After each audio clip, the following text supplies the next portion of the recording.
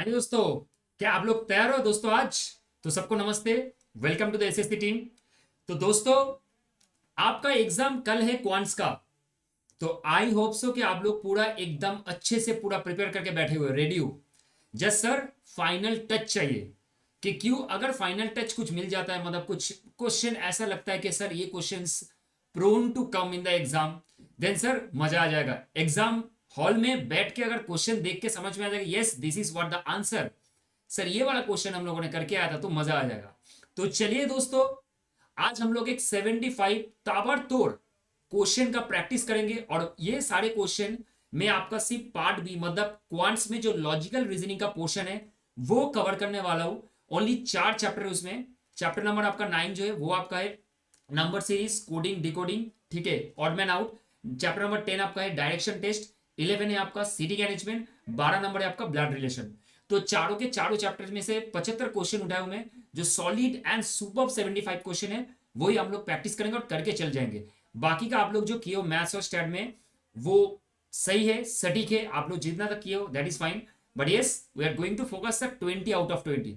तो चलिए दोस्तों, एकदम फास्ट एंड फॉरवर्ड एक बार रिवाइज करके उसको प्रैक्टिस करते देखते सर। चलिए दोस्तों, तो सबसे पहले दोस्तों हम लोग number series coding decoding and odd man out का प्रैक्टिस कर लेंगे, ठीक है। ये जो पीडीएफ है, इस पीडीएफ में मैंने कुछ फर्स्ट आपका कुछ बेसिक चीजें डाला हुआ है कि एक्सप्लेनेशन किस तरीके से होता है, ठीक है।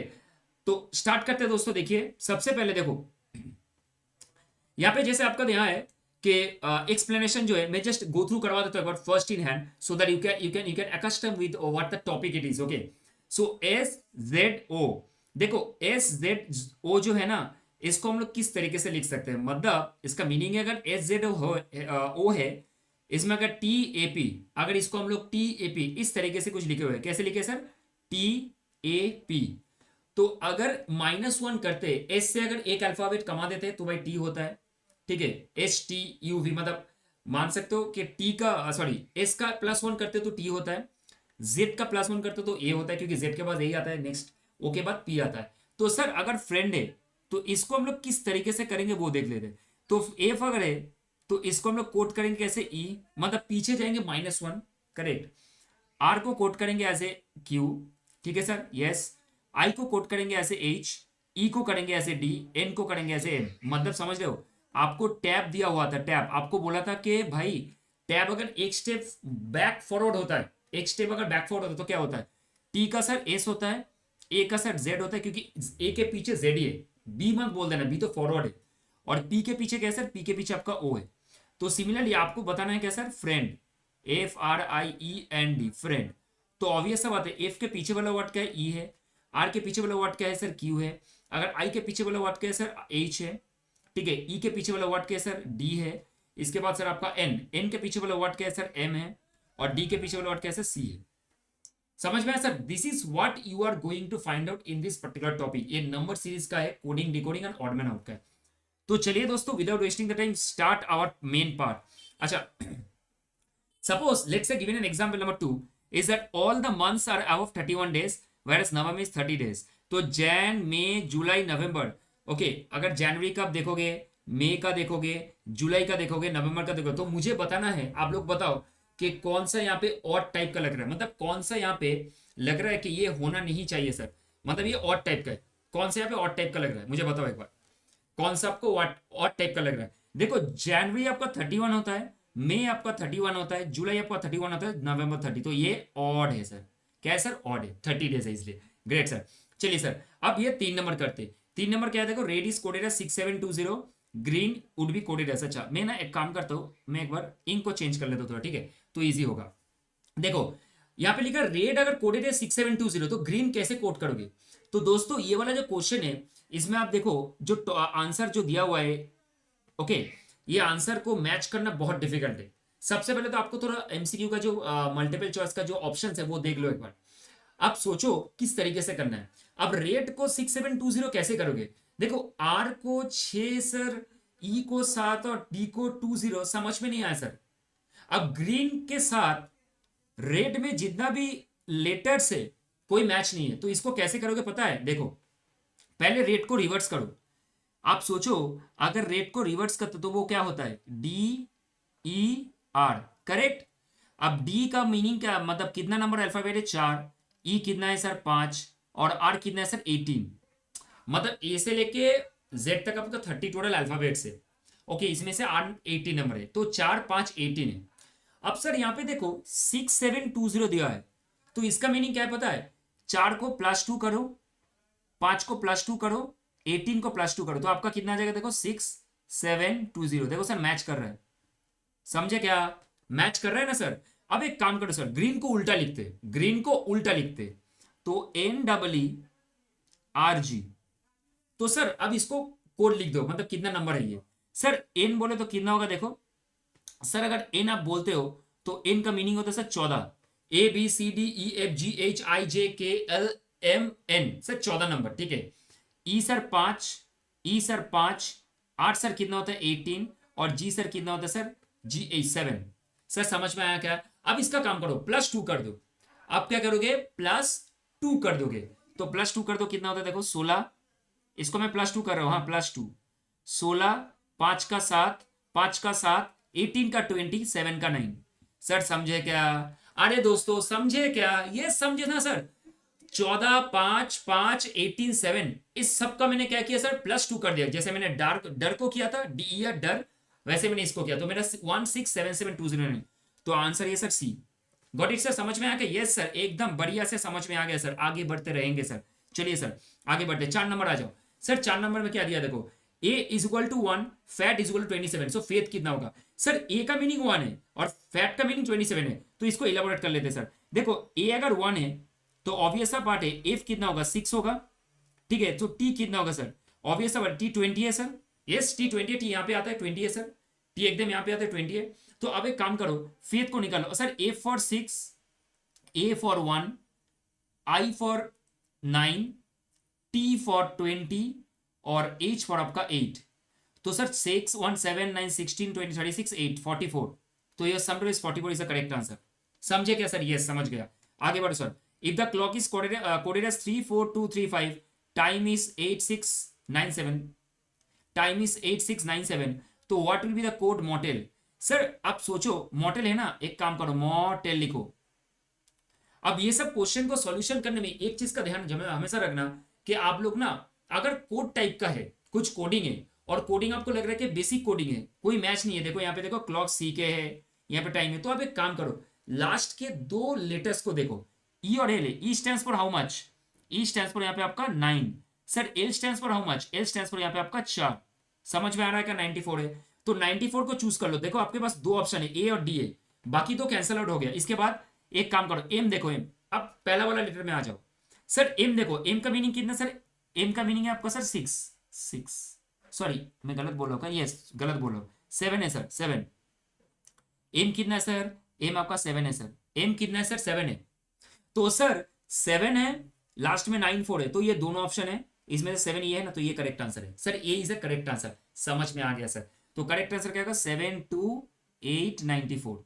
बढ़िया सर, आगे बढ़ते सर, देखो 6 नंबर, 400 400 441 484 529 576, जानबूझ के मैंने इसका ऑप्शन नहीं दिया, ठीक है। अब आपको क्वेश्चन मांगे इसके बाद वाला क्या होगा, एक काम करते सर, चलो दोनों के बीच में गैप कितना है 41, इन दोनों के बीच में गैप कितना है 43, इन दोनों के बीच में गैप कितना है 45, इन दोनों के बीच में गैप कितना है सर 47, तो इनके बीच में गैप कितना होना चाहिए 49, तो क्या होगा सर 49 पता है, 625 इज द करेक्ट आंसर।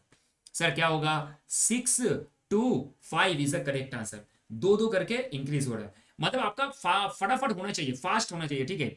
मैं तो फिर भी स्लो कर रहा हूँ। 7 नंबर देखो दोस्तों, अगर आप लोग 7 नंबर देखोगे, तो 7 नंबर हम लोग अगर 7 नंबर का करते हैं, तो चलिए दोस्तों एक बार समझते हैं इसको। देखो 7 नंबर में आप देखोगे, तो यहाँ पे आपको एक सेकेंड दिखेगा, मैं ठीक कर लेता हूँ, चलो देखो 7 नंबर का आप अगर देखोगे, तो 7 नंबर क्वेश्चन में 8 24 72 216, मतलब 8 इंटू 3 करोगे 24, 24 इंटू 3 करोगे तो 72, इसका 3 करोगे तो 216, अब इसका 3 करोगे तो कितना आएगा सर, इसका 3 करोगे तो कितना आएगा सर 648।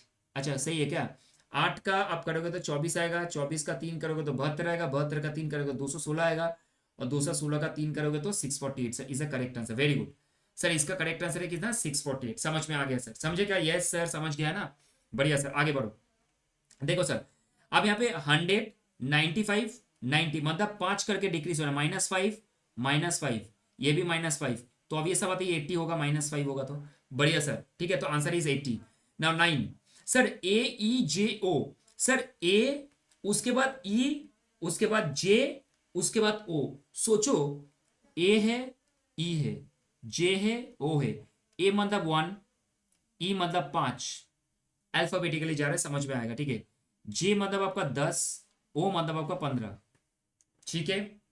तो सर ऑब्वियस सा बात है, अब एक के बाद 5 हुआ है, फिर 10 हुआ है, फिर 15, मतलब 5 का गैप है, तो 20 नंबर अल्फाबेट कौन सा है सर? यहाँ पे टी है, so T is the correct answer. 20 number alphabet is T, so T is the correct answer sir.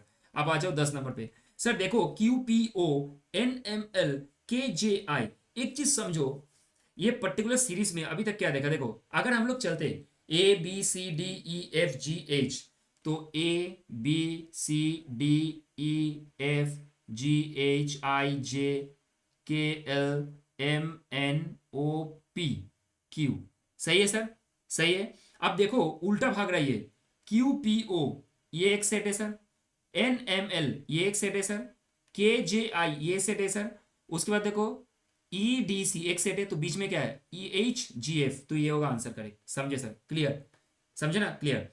11 number, find odd man out of the following. Sir 2, 3, 5, 7, 11, 13, 17, 21, 23, तो इसमें से ऑड मैन क्या है सर? सर इसमें से on odd man क्या है sir? समझो यहाँ पे सर 2 है, 3 है। देखो एक चीज समझो, यहाँ पे जितना भी नंबर से, ओके, कोई भी डिविजिबल नहीं है विदाउट इट्स ओन नंबर, मतलब 2 2 से डिवाइड होता है, 3 3 से होता है, 5 5 से, 7 7 से, 11 11 से, 13 13 से, but here 21 is divisible by both 3 and 7, so it's a odd answer है सर, ठीक है। B, find odd man out of the following. Sir 13, 17, 23 all are divisible by its own, all it's divisible by own, but 63 can be divisible by 7, 9, 3, तो these are odd man out। समझे sir? अब आ जाओ, find odd man out of the following 13 में, 16, 36, 78, 256। Sir मुझे एक चीज बताओ, सारे नंबर आपका 2 से डिवाइड होता है, लेकिन सारे नंबर का परफेक्ट स्क्वायर है, 4 स्क्वायर, 6 स्क्वायर, 16 स्क्वायर। सर ये तो कुछ स्क्वायर होना चाहिए ना, लेकिन ये तो स्क्वायर नहीं है, ये तो एक रफ नंबर है ना 78, तो ये ऑड मैन आउट है सर। समझ में आ गया सर? देखो कितना फास्ट, आपको फटाफट फटाफट ढूंढना पड़ेगा। Find odd man out of the following, 21, 36, 49, 56। Sir समझो एक चीज, यहाँ पे 21 है, 36 से, 49 है, 56 है, ये भी 7 से डिविजिबल है सर, ये भी 7 से डिविजिबल है सर, ये भी 7 से डिविजिबल है सर, लेकिन 36 जो है ना, वो 7 से डिविजिबल नहीं है सर। 36 नहीं है 7 से divisible, so it is odd man out. ठीक है सर, समझेगा? यस सर, समझ में आ गया सर। आगे बढ़ेगा, yes sir. In a certain code teacher is written as VGCEJGT, how children written in that code. अब चिल्ड्रेन को आपको कोट करना है, ठीक है सर, आपको चिल्ड्रेन को यहाँ पे कोट करने पड़ेंगे सर। आप एक चीज समझो, CH, ओके, ILDREN, ठीक है ना सर, समझे क्या? Yes, children. आप सोचो यहाँ पे मुझे ना क्या करना है पता है? मैं आपको एक चीज कहता हूं, जब भी इस टाइप के क्वेश्चन रहेंगे, लास्ट के 2 लेटर को ले लो और उसके पहले निकालने का कोशिश करो लास्ट के 2 लेटर में कौन सा न्यूमेरिक टर्म्स आएंगे। ई बोले तो कितना सर, देखो ई अगर आप रिप्लेस करोगे तो E replace by G, definitely देखो ना, E replace by G. Sir N replace by what? Sir N replace by what? देखोगे यहाँ पे एन रिप्लेस बाई व्हाट? अब देखो यहाँ पे एक चीज समझो, यहाँ पे जो टी है ना, टी के बाद वी है, तो HTUV मतलब 2 करके रिप्लेस हो रहा है, मतलब टी के साथ वी का रिलेशन 2 है +2, टी के बाद HTUV। तो अगर आप ई को जी लिखते हो मतलब EFG, तो एन को क्या लोगे? MNOP, तो इसको पी लिखोगे। तो देखो लास्ट में GP कौन सा ऑप्शन है सर? ये, तो ये करेक्ट है। छोड़ दो भाई, देखना नहीं है, फटाफट। अब सी देख लो एक बार, जस्ट फर्स्ट को एक बार चूज करके देख लो सही हो कि नहीं। सी मतलब सर ई होगा, तो दिस इज करेक्ट, सही है। और एक चेक कर लो, आर मतलब सर टी होगा सर, देखो टी है, तो sir this the correct answer. इतना फास्ट करना है, ठीक है सर, समझे? लास्ट का 2 लेटर एक बार चेक कर लेना, और उसके बाद फिर भी आपका मैच नहीं आ रहा है तो फिर से आप चेक करो थोड़ा आगे जाके, मतलब फर्स्ट लेटर आप चेक कर लो, इस तरीके से आपका टाइम सेव होगा, ठीक है। याद रखना 30 सेकेंड, ये सब छोटा छोटा क्वेश्चन के लिए। In a certain code teacher is written as, अच्छा ये वाला क्वेश्चन रिपीट हो गया, सॉरी गाइस, ये रिपीट हो गया, सॉरी गाइस। क्वेश्चन 17 नंबर पे आ जाओ। In a certain code repel is written as 613382, life is written as 8192, how is pillar? Sir PILLER। Sir P बोलो तो कितना? सर यहाँ पे पी, यहाँ पे पी, 3। अब एक काम करते हैं, लास्ट के 2 वर्ड में चलते, ई और आर पे। सर ई बोलो तो कितना? 2 सर, 2। सर आर बोलो तो कितना सर? आर, सर आर बोलो तो 6 सर, 6। तो सर शुरू में 3 और लास्ट में 26, ये वाला ऑप्शन है, देखो करेक्ट है सर। शुरू में 3 लास्ट में 26, ये वाला करेक्ट ऑप्शन है। बस हो गया सर, कंप्लीट। आगे बढ़ते सर, तो इसका आंसर क्या होगा? 318826। समझे क्या सर? यार सर समझ गया ना सर, क्लियर है एकदम, ठीक है। इसके बाद देखो 18। सर अब देखो बोल रहे हैं कि 256 जो है, अच्छा देखो यहां पे बोल रहे हैं सर 256 जो है उसको हम लोगों ने लिखा है यू आर गुड। क्या लिखा है sir? You are good. Sir 637 जो है उसको मैंने लिखा है वी आर बैड। सर अब देखो यहां पे 358 जो है, दोस्तों देख रहे हो ना आप लोग? Yes sir. अब देखो यहां पे गुड एंड बैड, तो हाँ जी दोस्तों देखो ये क्या लिख रहे हैं हम, गुड एंड बैड। तो समझो इस चीज को आप।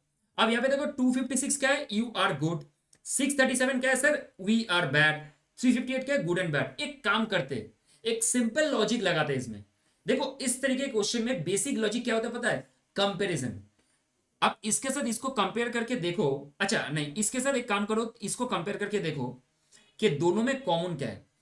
एक चीज समझने का कोशिश करना आप, यहां पे 256 है और यहां पे 358 है, दोनों में लेकिन कॉमन है गुड। समझे क्या? Yes sir.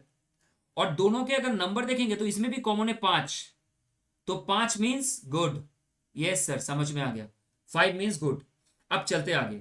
आप सोचो सर, अब 2 नंबर 3 नंबर को कंपैरिजन करो, दोनों में कॉमन क्या है सर? बैड। दोनों में कितना कॉमन है सर? बैड। अब 637 और 358 दोनों में कॉमन क्या नंबर है सर? 3। तो देखो 637 में भी 3 है और 358 में भी 3 है, तो बैड कॉमन है, सो 3 मतलब सर बैड। तो ऑब्वियस सा बात है, अगर इसके कंपैरिजन में चलते, यहां पे लिखा देखो which of the following represent end in that particular code. तो sir which of the following represent end in that particular code, तो सर इसमें 3 और 5 को मैंने डिफाइन कर लिया, तो 8 मतलब एंड हो गया, एंड ही बचा है, तो it is a correct answer. ठीक है सर, समझ गए। अच्छा, if lose is coded as 1357 and gain is coded as 2468, what do figure 821464? लिख लो पहले 82146। ठीक है सर। अच्छा एक काम करो, पहले आप देख लो 6 stands for what? 6 stands for, देखो यहाँ पे 6 है और यहाँ पे आई है, तो आई।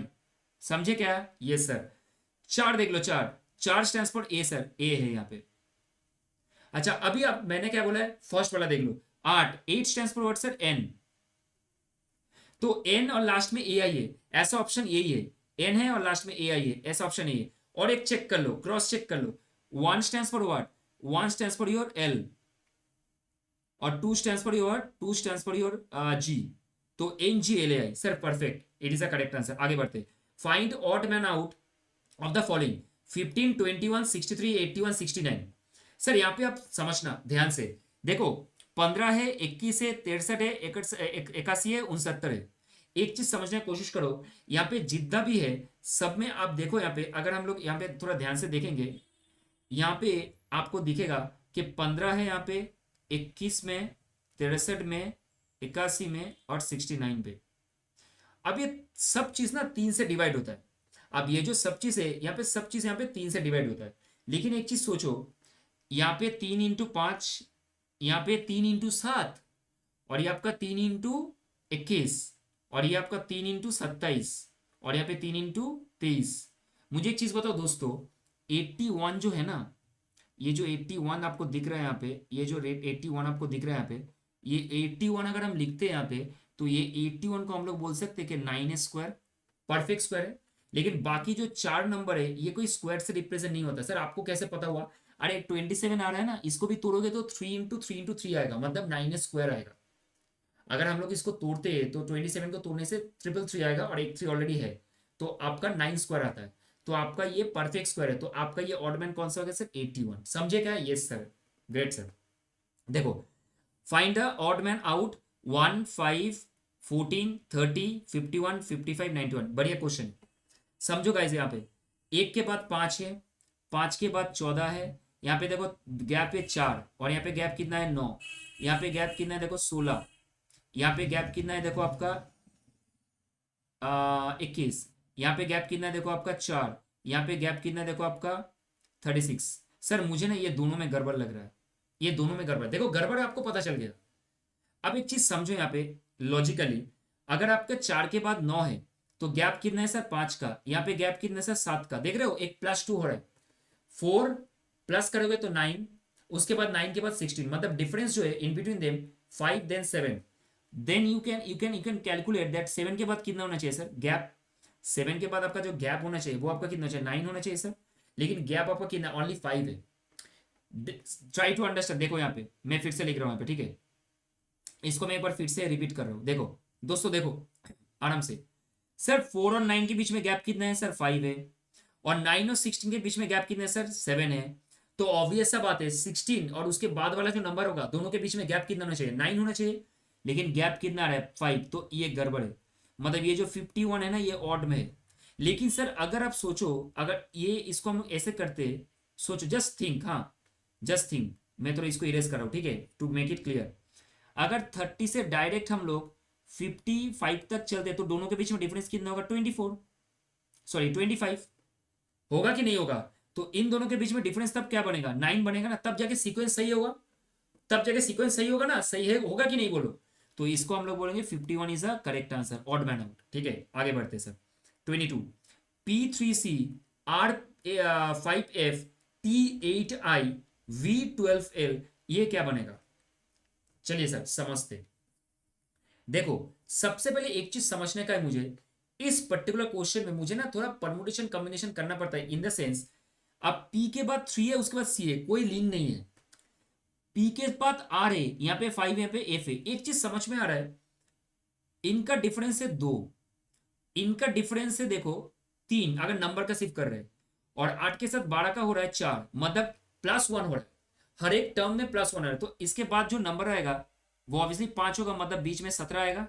आई एम करेक्ट और रॉन्ग? 17 आएगा, यस सर, यस 17 आएगा। उसके बाद देखो, P और R के बीच में गैप कितना? देखो MNOPQR, मतलब +1। तो V के साथ अब देखो सेम, R के साथ T का गैप कितना? RHT, MNOPQRHT, तो +1। तो ऑब्वियस बात है, V के बाद +1 करोगे तो क्या होगा? HTUVWX, तो एक्स आने चाहिए सर, यस परफेक्ट। अब सर C के साथ F का करोगे तो कितना आएगा? देखो ABCDEF, मतलब +2। समझे क्या? F के साथ अगर I का करोगे तो कितना आएगा? देखो +2। समझे क्या? EFGHI, मतलब F के बाद I आएगा तो 2 बीच में आता है, G या नहीं आता है। तो ऑब्वियसली बात, L के बाद क्या आएगा? +2 करो, L MNOPQRHT, सॉरी ABCDEFGHIJKLMNO, तो ये O आएगा। तो आंसर इज 117O।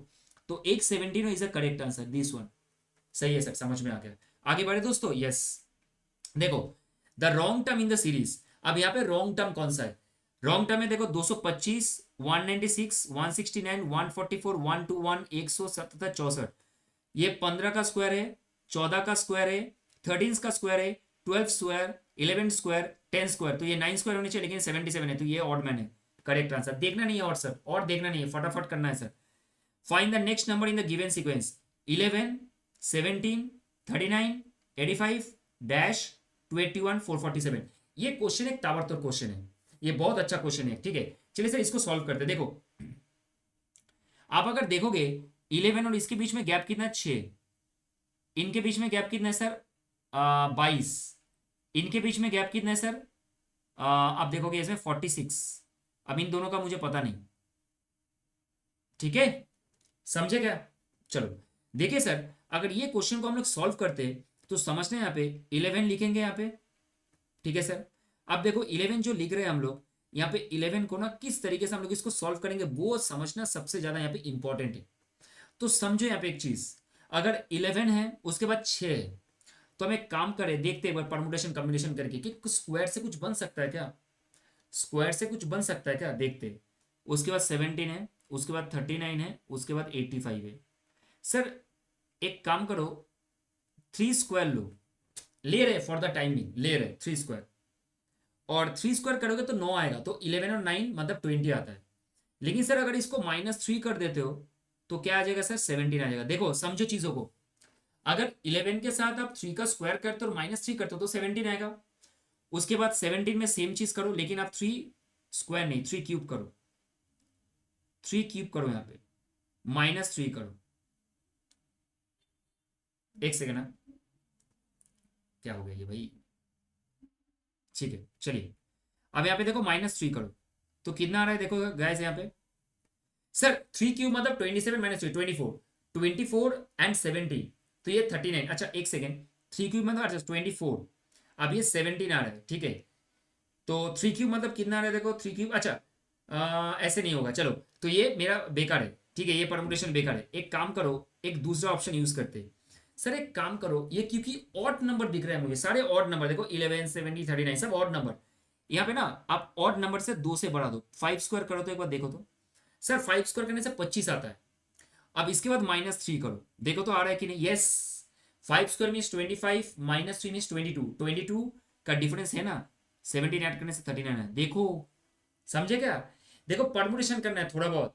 इसके बाद सर एक काम करो, अगर ये 3 के बाद 5 आया है तो इसके बाद क्या आएगा, 7 स्क्वायर आएगा -3, तो आपका 85 आएगा।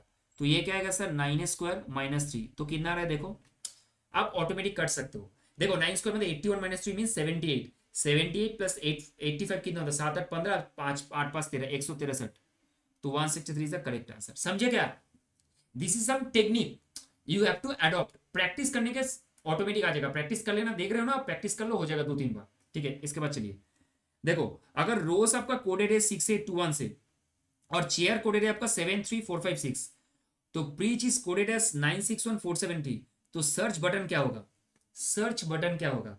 तो चलिए सर समझ लेते एक बार, SEARCH। तो सर देखो एस स्टैंड फॉर व्हाट, यहाँ पे देखो रोज में ना एस मतलब 2 है, तो यहाँ पे 2 लिख लो। अब लास्ट का 2 में चलते, लास्ट के 2 में चलते, सी। सर सी स्टैंड फॉर, देखो यहाँ पे सी स्टैंड फॉर 7 है, ये देखो चेयर में सी जो है ना ये 7 है, तो यहाँ पे 7 लिख दो। Sir H stand for what, H stand for आपका 3 है, तो लास्ट में देखो 73 है, तीनों ऑप्शन है, और शुरू में 2 है, तो मेरा अभी मैच नहीं हुआ, आगे जाना है मुझे। और आर देख लो, आर लास्ट से देखो, लास्ट आर बोले तो कितना होता है सर, देखो आर आर आर मतलब 6, आर मतलब 6, तो देखो अभी ये तीनों ऑप्शन में, ए बी और डी के ऑप्शन में 6 कौन सा ऑप्शन है, ये देखो ये वाला ऑप्शन है, देख रहे हो, तो B is the correct answer. Match करवा लो एक बार। A stand for what sir, A stand for आपका 4, ठीक है, और आपका आर सर्च मतलब क्या हुआ, E. Sir E stand for what, E stand for आपका 1, सर 214673 मैच हो गया। चलिए sir, if a certain code thanks is written as SKNTHA, मतलब सोचो यहां पे क्या है, थैंक्स, और इसको लिखा कैसे है, SKNTHA, सही है, ठीक है सर। तो बोलो स्टूपिड को कैसे लिखेंगे, स्टूपिड को, ठीक है। देखिए आराम से, सबसे पहले देखिए थैंक्स जो है उसको लास्ट में लेके गया है, ये तीनों तीनों मैच कर रहे हैं, और ये जो एन के एस है ना, इसको उल्टा लिखा है, SKN लिखा है। समझिए, थैंक्स में पहला 3 लेटर को ऑपोजिट में लिख के लिखा है, क्रॉस जो है, ठीक है, डायगोनल लिखा है THA, और एन के एस जो है उसको डायगोनल लिखा है SKN, उल्टा लिख दिया है, मतलब ऑपोजिट रिवर्स ऑर्डर में लिखा है। तो सर स्टूपिड को हम लोग AC लिखेंगे, STU लिखेंगे, लेकिन हम लोग यहाँ पे जो PID है ना, इसको उल्टा लिखो, क्या होगा, डीप, DIP डीप, तो डिप्स टू, तो ये होगा आंसर। डिप्स टू कहां पे, देखो dips two, D is the correct answer. समझेगा sir, dips two is the correct answer sir, समझ में आ गया, dips two is the correct answer, समझ में आ गया सर, समझेगा, yes sir, dips two is the correct answer. चलिए सर आगे बढ़ते, अब देखो 27, sir frozen is written as OFAPSG, तो मोल्टेन को कैसे लिखोगे सर, मोल्टेन को कैसे लिखोगे सर, मोल्टेन को, तो एक काम करो, फ्रोजन को लिखो, फ्रोजन फ्रोजन, ठीक है। एक चीज समझो, ये जो फ्रोजन है ना, ये फ्रोजन को आपको समझना है, यहाँ पे अच्छे से समझना है। देखो फ्रोजन जब लिख रहे हो, अब इसको उल्टा करो, रिवर्स करो, तो रिवर्स ऑर्डर में लिखो तो एक बार रिवर्स ऑर्डर लिखो, रिवर्स, NEZORF, समझे क्या? मैंने रिवर्स किया, इसको रिवर्स ऑर्डर मारा, ठीक है। अब देखो देखो इसके बाद क्या है, OFAPSG। अब N को लिखे O, E को लिखा है F, MNO। N का +1 करोगे तो O आता है, E का +1 करोगे F आता है, Z का +1 करोगे तो A आता है, O का +1 करोगे तो क्या आता है, MNOP। R का +1 करोगे तो S आता है। देखो मैच कर रहा है सारी चीज। F का +1 करोगे तो G आता है, मैच हो रहा है सर। OFAPSG अगर +1 करोगे तो सर मॉल्टेन लिखो, मॉल्टेन, मॉल्टेन। अगर मॉल्टेन को रिवर्स ऑर्डर मारो पहले, NETLOM। अब इसको आंसर लिखो, अब इसको +1 करो, +1 करो, तो MNO, O आएगा आंसर, EFTULML ABCDFGHIJKLMN। अच्छा M होगा यहाँ पे, OMNOP, P होगा, और N के बाद क्या होगा, N। तो OFUMPN 3 नंबर ऑप्शन करेक्ट। सही है सर। टोटल आप लोगों ने यहाँ पे 23 क्वेश्चन कर लिया, अच्छे से प्रैक्टिस हो गया। समझे क्या सर? मैंने डिफरेंट डिफरेंट क्वेश्चन को फ्रेम किया और डिफरेंट डिफरेंट तरीके से सॉल्व किया। ठीक है सर, आगे बढ़ते चलिए। अब सर आ जाते हैं हम लोग डायरेक्शन टेस्ट में। सर हम लोग, ये बहुत इंटरेस्टिंग है, डायरेक्शन टेस्ट में आ जाते हैं सर। चलिए डायरेक्शन टेस्ट में आ जाते हैं फटाफट करके। Nia walked, okay, Nia walk 2 kilometre west of her house. अच्छा, निया 2 किलोमीटर वेस्ट में चला, then turn south covering 4 kilometre, finally she move 3 kilometre towards east and then again 1 kilometre west. How far is C from her initial position? दोस्तों एक just आपको advice देना, request भी है, जब भी इस टाइप का क्वेश्चन करोगे तो सबसे पहले एक काम करियो ना, यहाँ पे ना आप एक चीज करियो, साइड में एक ड्रॉ कर लेना, ये चीज बहुत आपको हेल्प होगा। मतलब आपको मैं दिशा दिखा रहा हूं, डायरेक्शन। ये आपका हो गया ईस्ट, ये आपका हो गया वेस्ट, ये आपका हो गया नॉर्थ, ये आपका हो गया साउथ, ये आपका हो गया साउथ ईस्ट, ये आपका हो गया नॉर्थ ईस्ट, ये आपका हो गया नॉर्थ वेस्ट, और ये आपका हो गया साउथ वेस्ट। ठीक है, ये चीज ध्यान में रखना। और ये पूरा जो गोल है ना, ये आपका 360 डिग्री है, पूरा पूरा 360 डिग्री, और एक एक एंगल आपका 45 डिग्री करके। कितना है सर? 45 डिग्री, टोटल 6 एंगल है, 45 डिग्री करके। ठीक है, अब चलिए इजी होगा, देखिए। ये सब क्वेश्चन में आपको क्या करना है सर, एक चीज का ध्यान रखना है, ये सब क्वेश्चन में आपको ग्राफिकली ड्रॉ करना बहुत जरूरी है। तो चलिए इसको ड्रॉ कर लेते हैं। देखिए, निया walk 2 kilometre west of her house. सोचिए ये नेहा का घर है, ये नेहा का घर है। अब ये घर से वो वेस्ट की तरफ चला, सॉरी गाइस क्या हो रहा है। अच्छा, वो अभी वेस्ट की तरफ चला, ये वेस्ट की तरफ चला, कितना चला सर? 2 किलोमीटर, ठीक है ना, 2 किलोमीटर चला, देन टर्न साउथ। अच्छा, साउथ मतलब नीचे आया, और इसके बाद वो 4 किलोमीटर चला, कितना चला sir? 4 kilometre. Finally she moved 3 kilometre towards the east. अच्छा समझो, यहाँ पे 2 किलोमीटर चला, ये 2 किलोमीटर इन्होंने चला, नीचे 4 किलोमीटर आया, अब ईस्ट जाना है, तो ईस्ट जाना मतलब इधर जाएगा, क्योंकि इस तरफ ईस्ट है। ईस्ट चला कितना? 3 किलोमीटर, समझो 3 किलोमीटर चला, क्योंकि यहां तक 2 किलोमीटर है, एक ये 1 किलोमीटर एक्स्ट्रा, करेक्ट है ना। अब बोल रहे देन अगेन 1 किलोमीटर वेस्ट, अब फिर से वो मूव किया, इस तरफ चला। आप सोचो यहां से जब वो जर्नी शुरू किया, उसका फेस किस तरफ था? ईस्ट की तरफ था, ये ईस्ट की तरफ था। उन्होंने क्या किया, फिर वेस्ट की तरफ 1 किलोमीटर चला, मतलब फिर घूमा, ऐसे घूम के इधर आया, 1 किलोमीटर आया।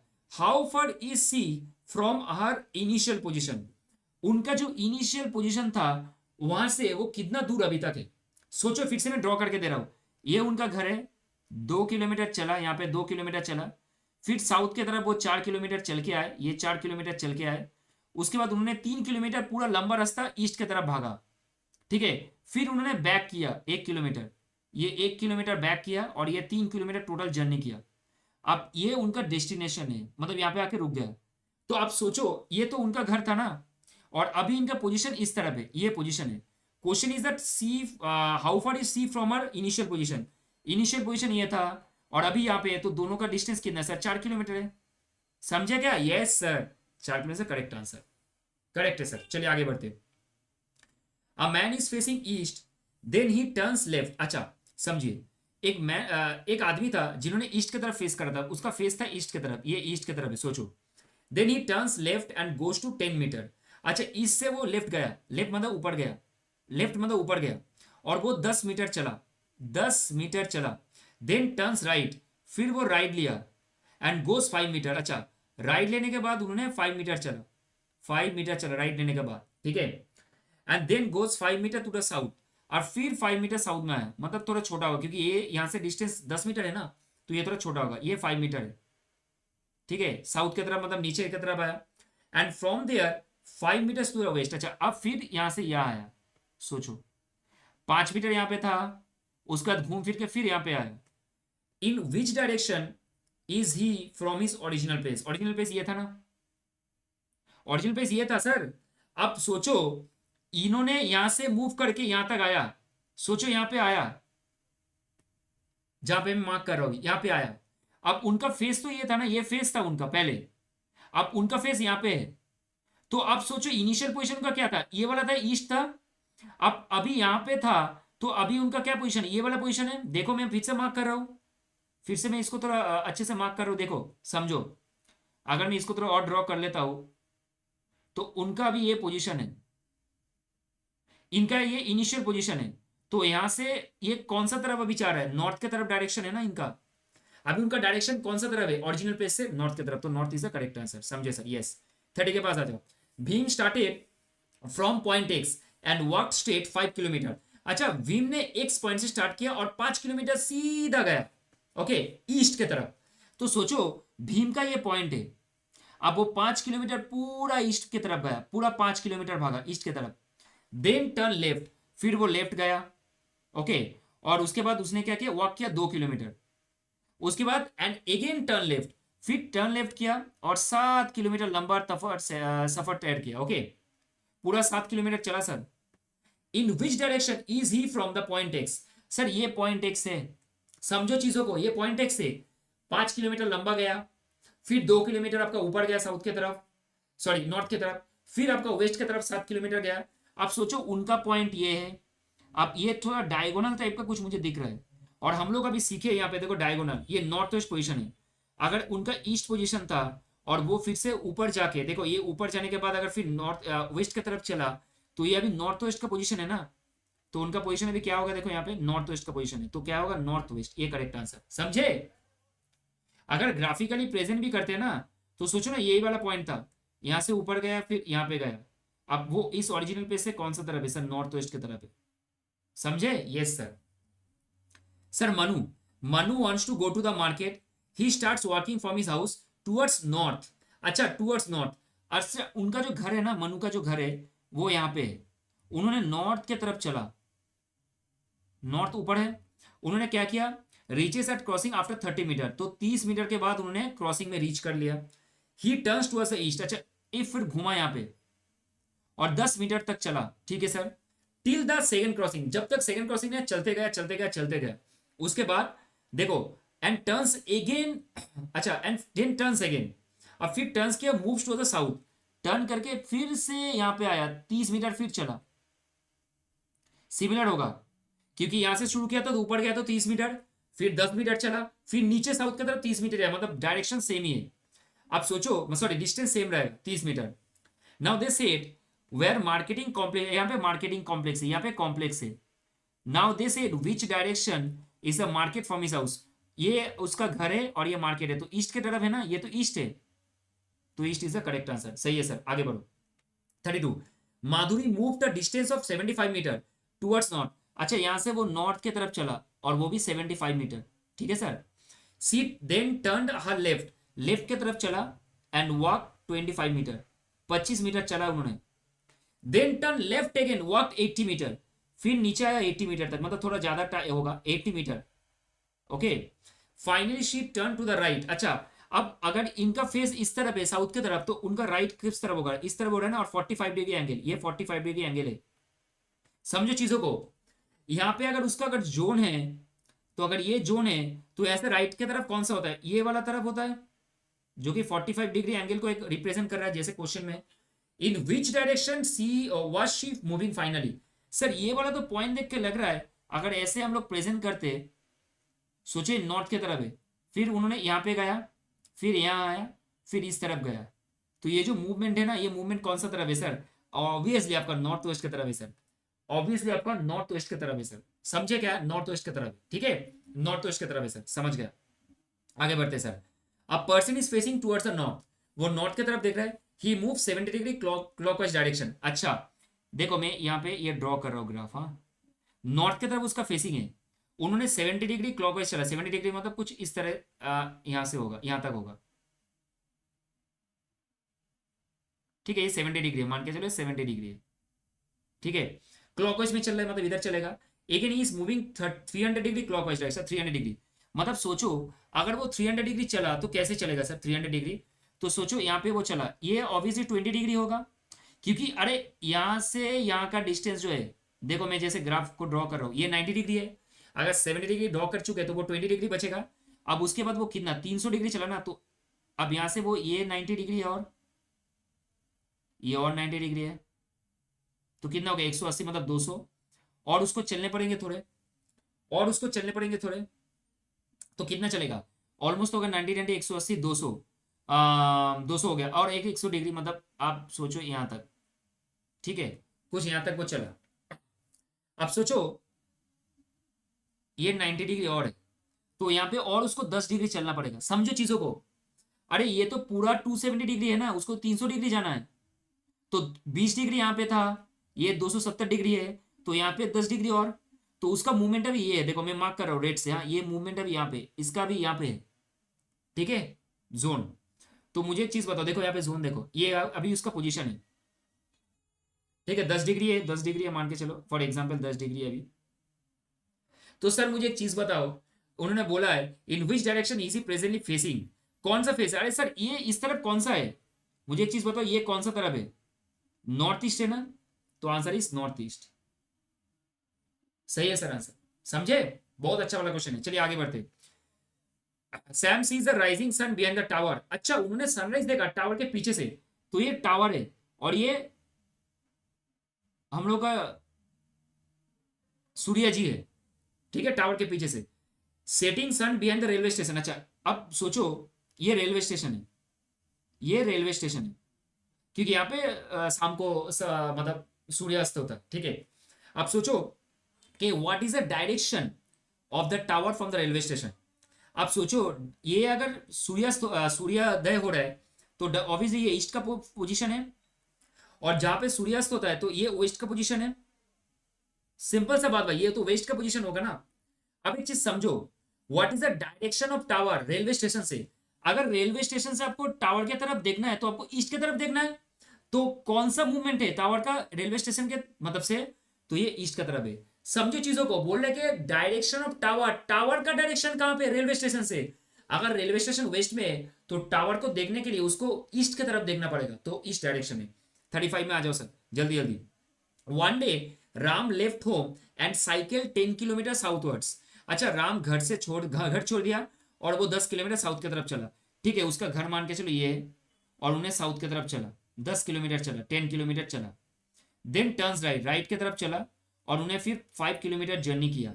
Then turns right and then 10 kilometre फिर चला, ये 10 किलोमीटर फिर चला। ठीक है, समझे क्या?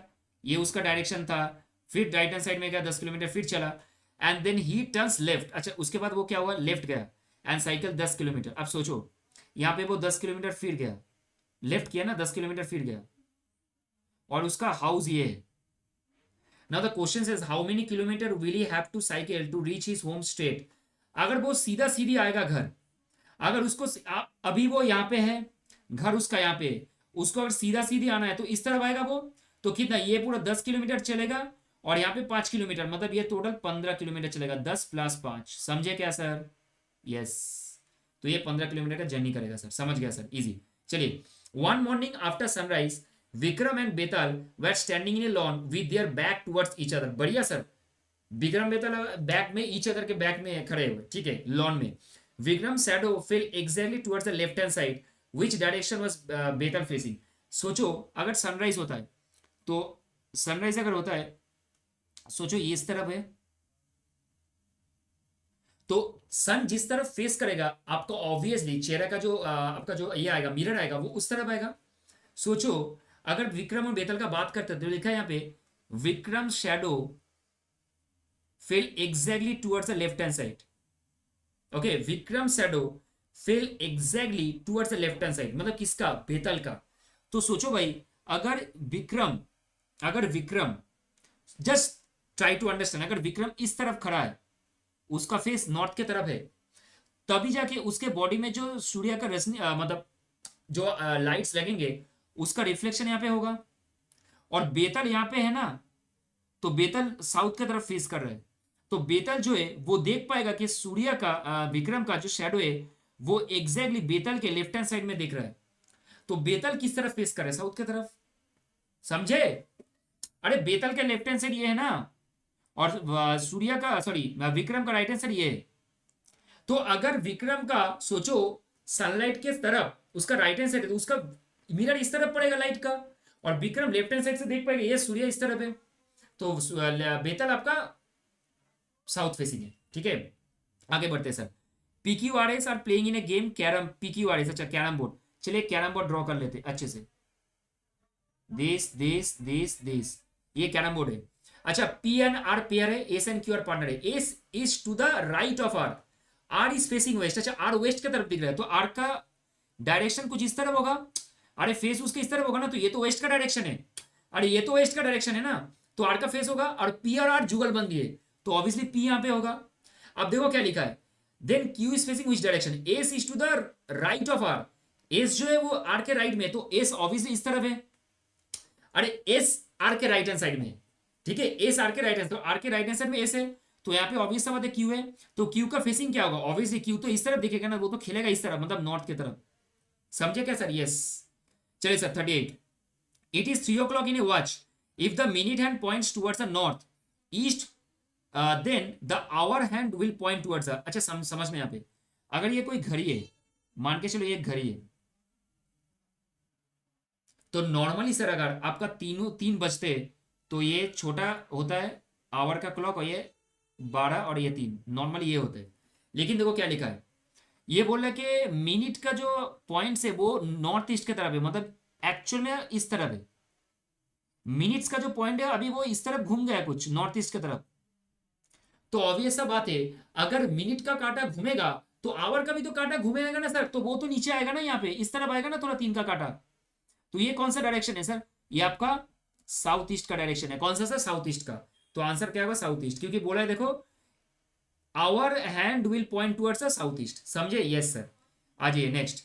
ए man is facing west, he came 45 degree in the clockwise direction. अच्छा, वो वेस्ट की तरफ दिख रहा था और उन्हें 45 डिग्री पूरा चला, डायरेक्शन में पूरा चला। ठीक है, अब सोचो यहाँ पे वो 45 डिग्री पूरा चला, then another 180 degree in the same direction and then 270 degree in the anti-clockwise direction. Find the direction he is facing now. समझना यहाँ पे थोड़ा ठंडे दिमाग से, ठीक है। अगर मान के चलो एक इंसान है जो वेस्ट की तरफ फेस कर रहा था, इस तरफ कुछ फेस था उसका, इस तरफ कुछ फेस था, ही केम 45 डिग्री क्लॉकवाइज। अगर मैं इसका डायरेक्शन इस तरफ कुछ खींचता हूं, तो उन्होंने कुछ इस तरफ चला, 45 डिग्री ये होता है। उसके बाद उन्होंने पूरा 180 डिग्री चला, मतलब 45, 90 और 45 कुछ इस तरफ। तो उनका ये 180 डिग्री है पूरा, ये पूरा एक 180 डिग्री है, देखो गाइस, ठीक है। अब 270 डिग्री एंटी क्लॉकवाइज, यहां से एंटी क्लॉकवाइज चला, मतलब पूरा घुमा। ये अगर पूरा देखोगे 180 है, फिर देखोगे ये 45 मतलब 225, फिर देखोगे तो 270 है, मतलब इस तरफ कुछ। समझे? समझे क्या? समझे क्या सर? ये 270 डिग्री है। अब क्वेश्चन क्या है? Find which direction he is facing now. Sir सोचो अगर अभी वो इस तरफ है, तो ये कौन सा तरफ पड़ता है सर? ये आपका साउथ ईस्ट पड़ता है ना, ये साउथ ईस्ट पड़ता है। तो पहले वो 45 डिग्री चला, उसके बाद फिर क्लॉकवाइज 180 डिग्री चला, तो इसका फेसिंग यहाँ पे था। फिर उसने 270 डिग्री एंटी क्लॉकवाइज चला, तो उसका फेसिंग क्या है? South east. तो आंसर क्या होगा sir? South east. Perfect sir, आगे बढ़िए। 5 boys ABCD are sitting in a park in a circle. अच्छा, सर्किल में बैठा हुआ है, ठीक है। A is facing southwest, D is facing southeast, B and E are right opposite A and D respectively, and C is equidistant between D and B. Which direction C is facing? Very good question. ये जो question है ना, ये थोड़ा interesting वाला question है। इस question को समझने के लिए ठंडे दिमाग से देखो, A साउथ वेस्ट की तरफ है। अगर इसको मैं थोड़ा गोला को इस तरफ कर लेता हूं ऐसे, तो साउथ वेस्ट मतलब ये वाला पॉइंट, साउथ ईस्ट मतलब ये वाला पॉइंट, तो ये इस तरफ है। समझे क्या? ऑब्वियसली साउथ ईस्ट है। उसके बाद देखो D साउथ ईस्ट है, साउथ ईस्ट मतलब कौन सा पॉइंट? साउथ ईस्ट मतलब ये D है। समझे क्या? Yes. B and E right opposite to A and D. अच्छा बी एंड ई जो है वो ए और डी का ऑपोजिट में, तो ये बी का पॉइंट है और ये ई का पॉइंट है, समझे क्या? अच्छा हाँ ई का पॉइंट है। Now question is that C is equidistant between D and B. अच्छा सी जो है ना वो डी एंड बी के इक्विडिस्टेंस में है, मतलब इन दोनों के बीच में, तो सी है। ऑब्वियसली बात है, अगर आप बी को देखोगे, बी का पॉइंट और डी का पॉइंट दोनों इक्विडिस्टेंस में है ना, और उसमें सी है। Which direction C is facing? East sir, east. Answer correct हो गया सर। आगे बढ़ते हैं। Lakshmi walk 2 kilometre north from her house.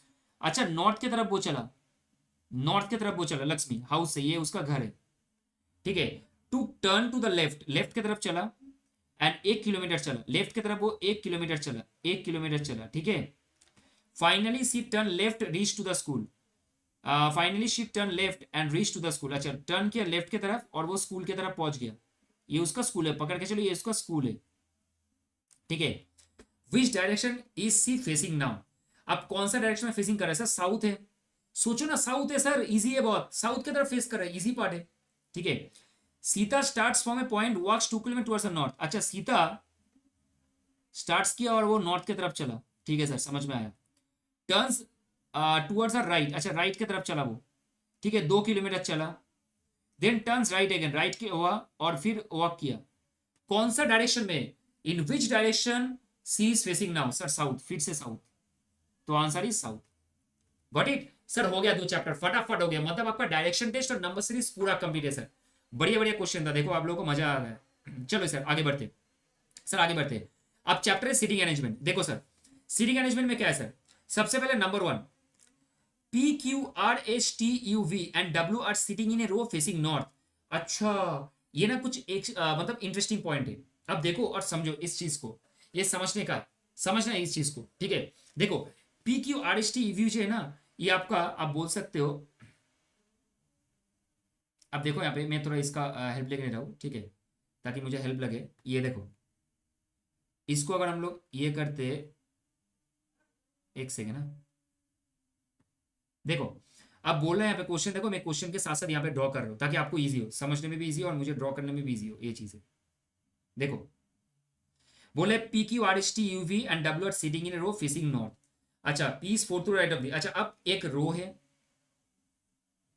अब ये एक रो है, मान के चलो एक रो है, ठीक है। अब ये रो में कोई ना कोई बैठा हुआ है, मुझे पता नहीं कौन है कहाँ पे। P is fourth to the right of T. अच्छा टी के फोर्थ पोजीशन में पी बैठा हुआ है। अच्छा ठीक है, टी के फोर्थ पोजीशन राइट, टी के राइट के फोर्थ पोजीशन में, P is the fourth to the right of T. So मान के चलो अगर टी इस पोजीशन में है तो 1 2 3 4 नंबर पोजीशन में कौन है? पी है, समझे क्या?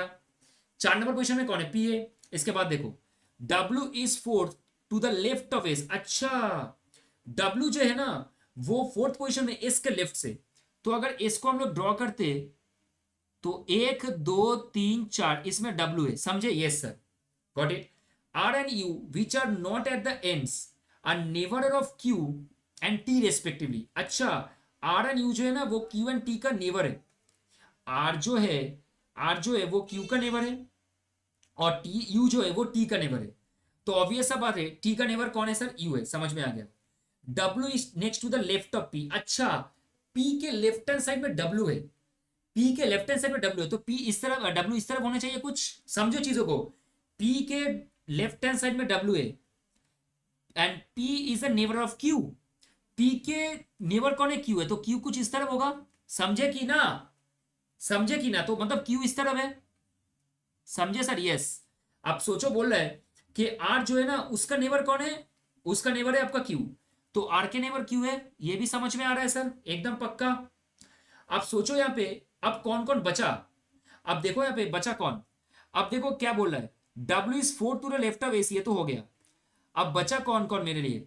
W P, अच्छा ये W हो गया, P हो गया और ये Q भी हो गया। अब एक काम करते, देखो समझो चीजों को। अब यहाँ पे बोलने का कोशिश करें, W is to the next to the left of P है और P is the neighbour of Q है, ठीक है। P is the neighbour of Q, P जो है ना वो Q का नेबर है, ये बन गया। अब S यहाँ इस पोजिशन में, ठीक है। और 1 2 3 4, समझो चीजों को अच्छे से। देखो टोटल कितना जने?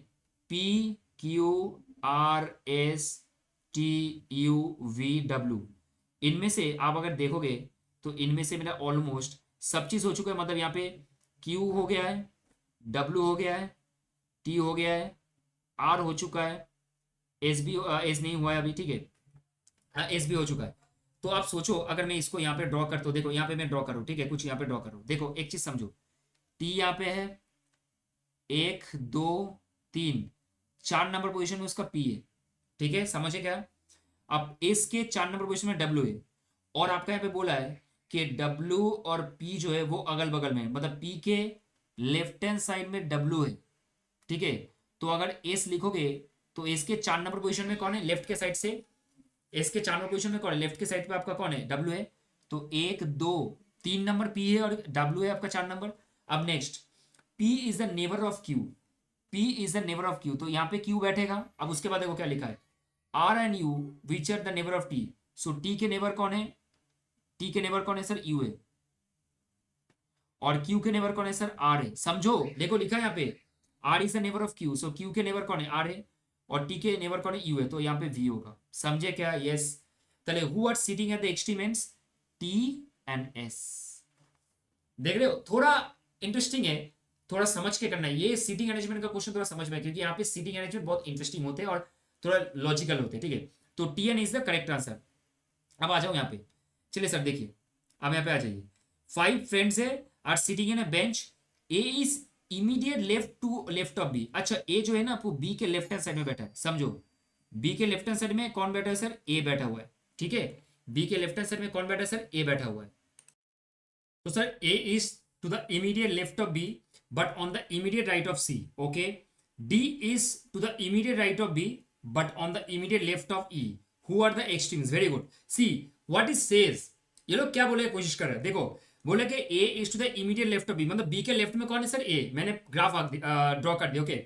But on the immediate right of C, तो ये सी के राइट में है, मतलब ए जो है ना, ओके, वो सी के राइट में है।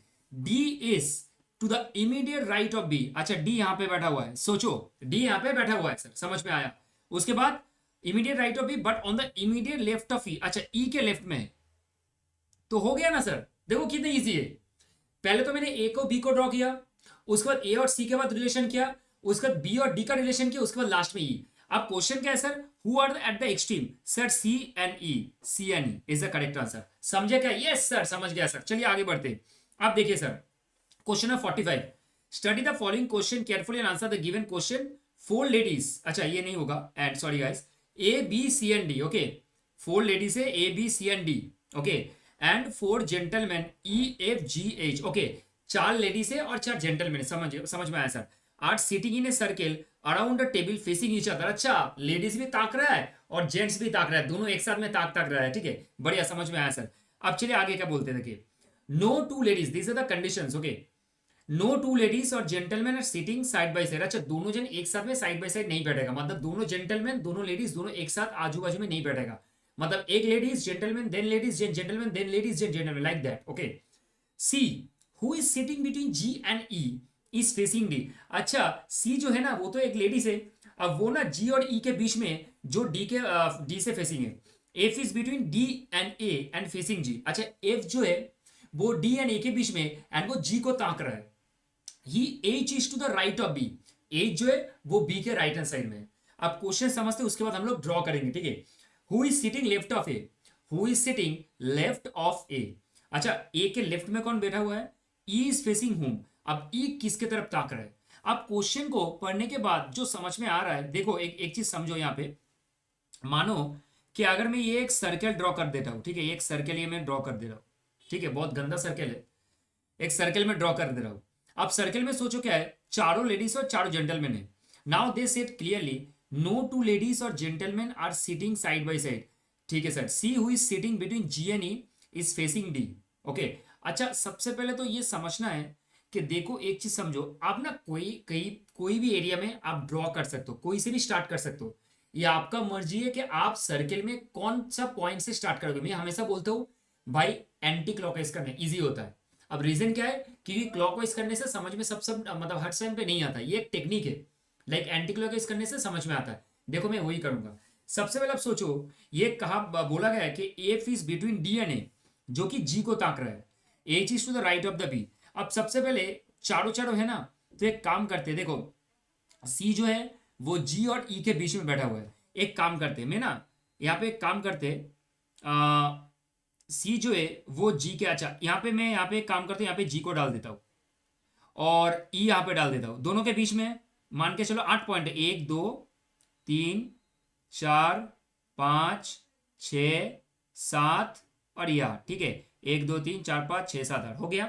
अब जी और ई के बीच में कौन है देखो, अब जी और ई के बीच में कौन है देखो, सी, साफ साफ ये वाला पॉइंट, ठीक है। और जो फेस कर रहे डी को, तो डी यहाँ पे ऑब्वियसली, डी यहाँ पे ऑब्वियसली, अरे अगर जी और ई के बीच में सी है तो वो फेस कर रहा है as per the condition number B. Next, F is between D and A, अच्छा एफ जो है ना वो डी और ए के बीच में। अब सर सोचो, एफ जो है वो डी एंड ए के बीच में, जो जी को फेस कर रहा है, अच्छा जी को फेस कर रहा है कौन, एफ, तो ऑब्वियसली वो इस तरफ होने चाहिए। सोचो वो इस तरफ होने चाहिए, अगर जी को फेस एफ कर रहा है तो ये से होना चाहिए ना फेस। अब डी ए के बीच में खड़ा हुआ है, सोचो क्या बोला कि एफ जो है वो डी और ए के बीच में। अब समझ में आता, अब दो पोजीशन बचा हुआ है। अब कौन कौन बचा हुआ है यहाँ पे, सर एच बचा हुआ और बी बचा हुआ। अब बोले H is the right of B, H जो है वो बी के राइट में, एच जो है वो बी के राइट में। तो सोचो अगर एच यहाँ पे बैठा होगे तो राइट में तो डी है, तो एच यहाँ पे है और बी यहाँ पे, समझे क्या, समझे क्या। अब देखो क्वेश्चन क्या है सर, ये ड्रॉ हो गया। Draw is a very important thing guys in this particular case, okay. Sitting management में draw is a very important. Who is sitting left of A, अच्छा ए के लेफ्ट में कौन है गाइस, ये लेफ्ट है ना उसका, अगर वो इस तरफ ताक रहे तो इसका लेफ्ट है, तो एफ है, F is the correct answer. Next, E is facing whom, E किसके तरफ देख रहा है भाई, ई किसके तरफ देख रहा है, ई लेकिन देखो किसके तरफ देख रहा है, देखो बी के तरफ देख रहा है, ई इज फेसिंग बी, ये होगा ना इसका, हमेशा डायगोनली वो देखता है, इस तरफ है तो वो सीधे ऐसे देखेगा, ऐसे नहीं देखेगा कि भाई सीधे कौन है, ये ऐसे देखेगा, ठीक है, क्योंकि सर्किल है ना। अच्छा तो ये बी आंसर होगा। अब उसके बाद देखो क्या बोला है, who is immediate neighbour of B, अच्छा बी के नेबर कौन है, इमीडिएट नेबर कौन है। अब बी के इमीडिएट नेबर में डी है एंड एच है, देखो यहाँ पे डी एंड एच है, ओके। अच्छा सॉरी यहाँ पे कौन सा क्वेश्चन, अच्छा बी के नेबर में कौन है, बी के इमीडिएट नेबर में कौन कौन है, बी के इमीडिएट नेबर में आप देखोगे यहाँ पे एच है और यहाँ पे डी दिख रहा है मुझे, एच और यहाँ पे मुझे डी दिख रहा है, क्लियर कट, ठीक है। तो समझ में आया सर। अच्छा अब यहाँ पे एक चीज है, एक चीज समझना है, एक सेकंड रुकना, तो मुझे कुछ एक सेकंड डाउट हो रहा है क्योंकि यहाँ पे ऑप्शन नहीं है, एक सेकंड रुकना, एक मिनट, जस्ट अ मिनट, मुझे एक बार थोड़ा देख लेना पड़ेगा। अच्छा H is to the right of B, अच्छा H is to the right of, अच्छा सॉरी देखो लैंग्वेज में थोड़ा मिस्टेक हो गया, मेरे को मिस्टेक हो गया, सॉरी गाइस, मेरे को थोड़ा मिस्टेक हुआ यहाँ पे।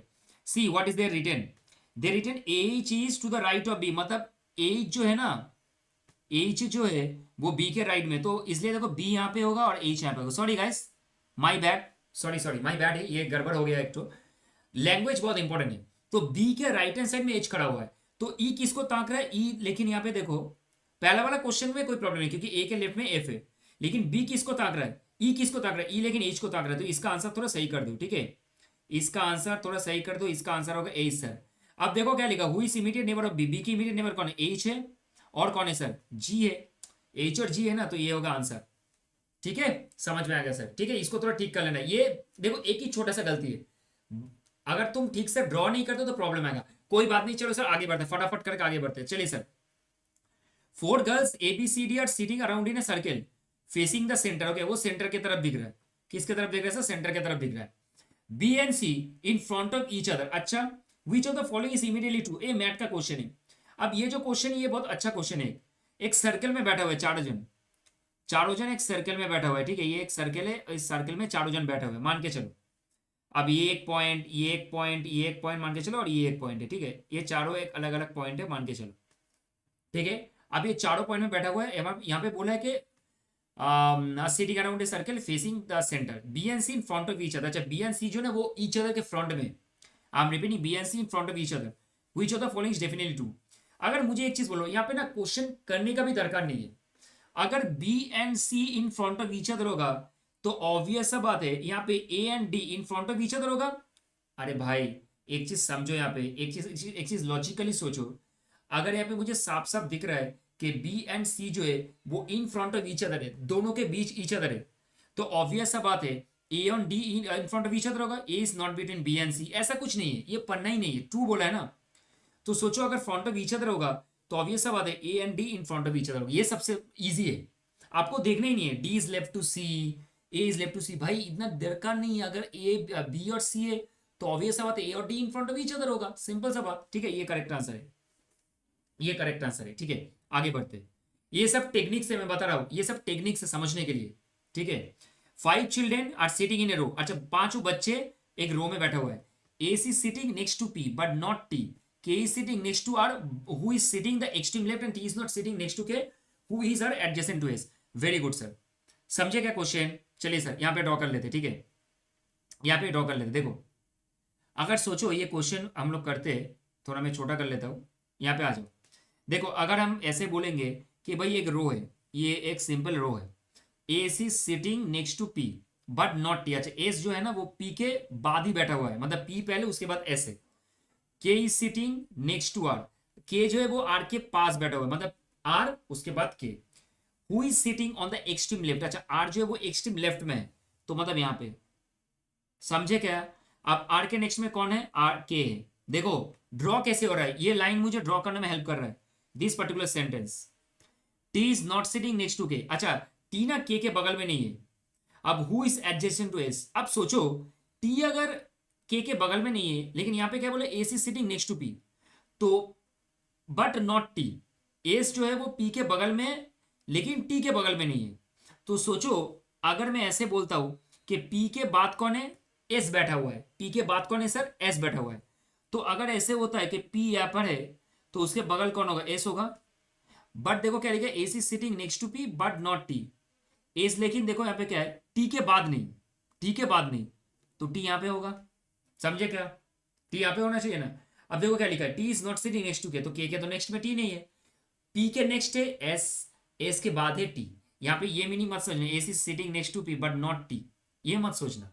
ठीक है, जस्ट सिंपली बोला क्योंकि नेक्स्ट टू टी होगा तो टी के बाद सेट बैक था। Correct, so this is what the form.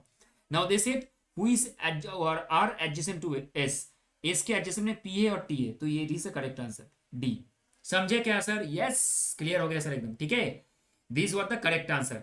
S के बगल में पी है और इसके बगल में टी एडजेसेंट में। चलिए आगे बढ़ते। अच्छा, इसको हम थोड़ा रिमूव कर देते भाई। ठीक है, चलिए A B C and D are sitting on a bench. अच्छा, एक बेंच में बैठा हुआ है पांचों जन। A is sitting next to B, अच्छा ए बी के बगल में, अच्छा ए बी के बगल में। ठीक है, मुझे पता नहीं exact location, just drawing it. Okay, C sitting next to D, अच्छा डी के बाद सी है। D is not sitting with E, E के साथ बैठा नहीं। Who is on the left end of the bench, अच्छा ई जो है ना वो left end of the bench में। C is on the second position from the right, अच्छा इस पोजिशन से वो सेकेंड पोजिशन में।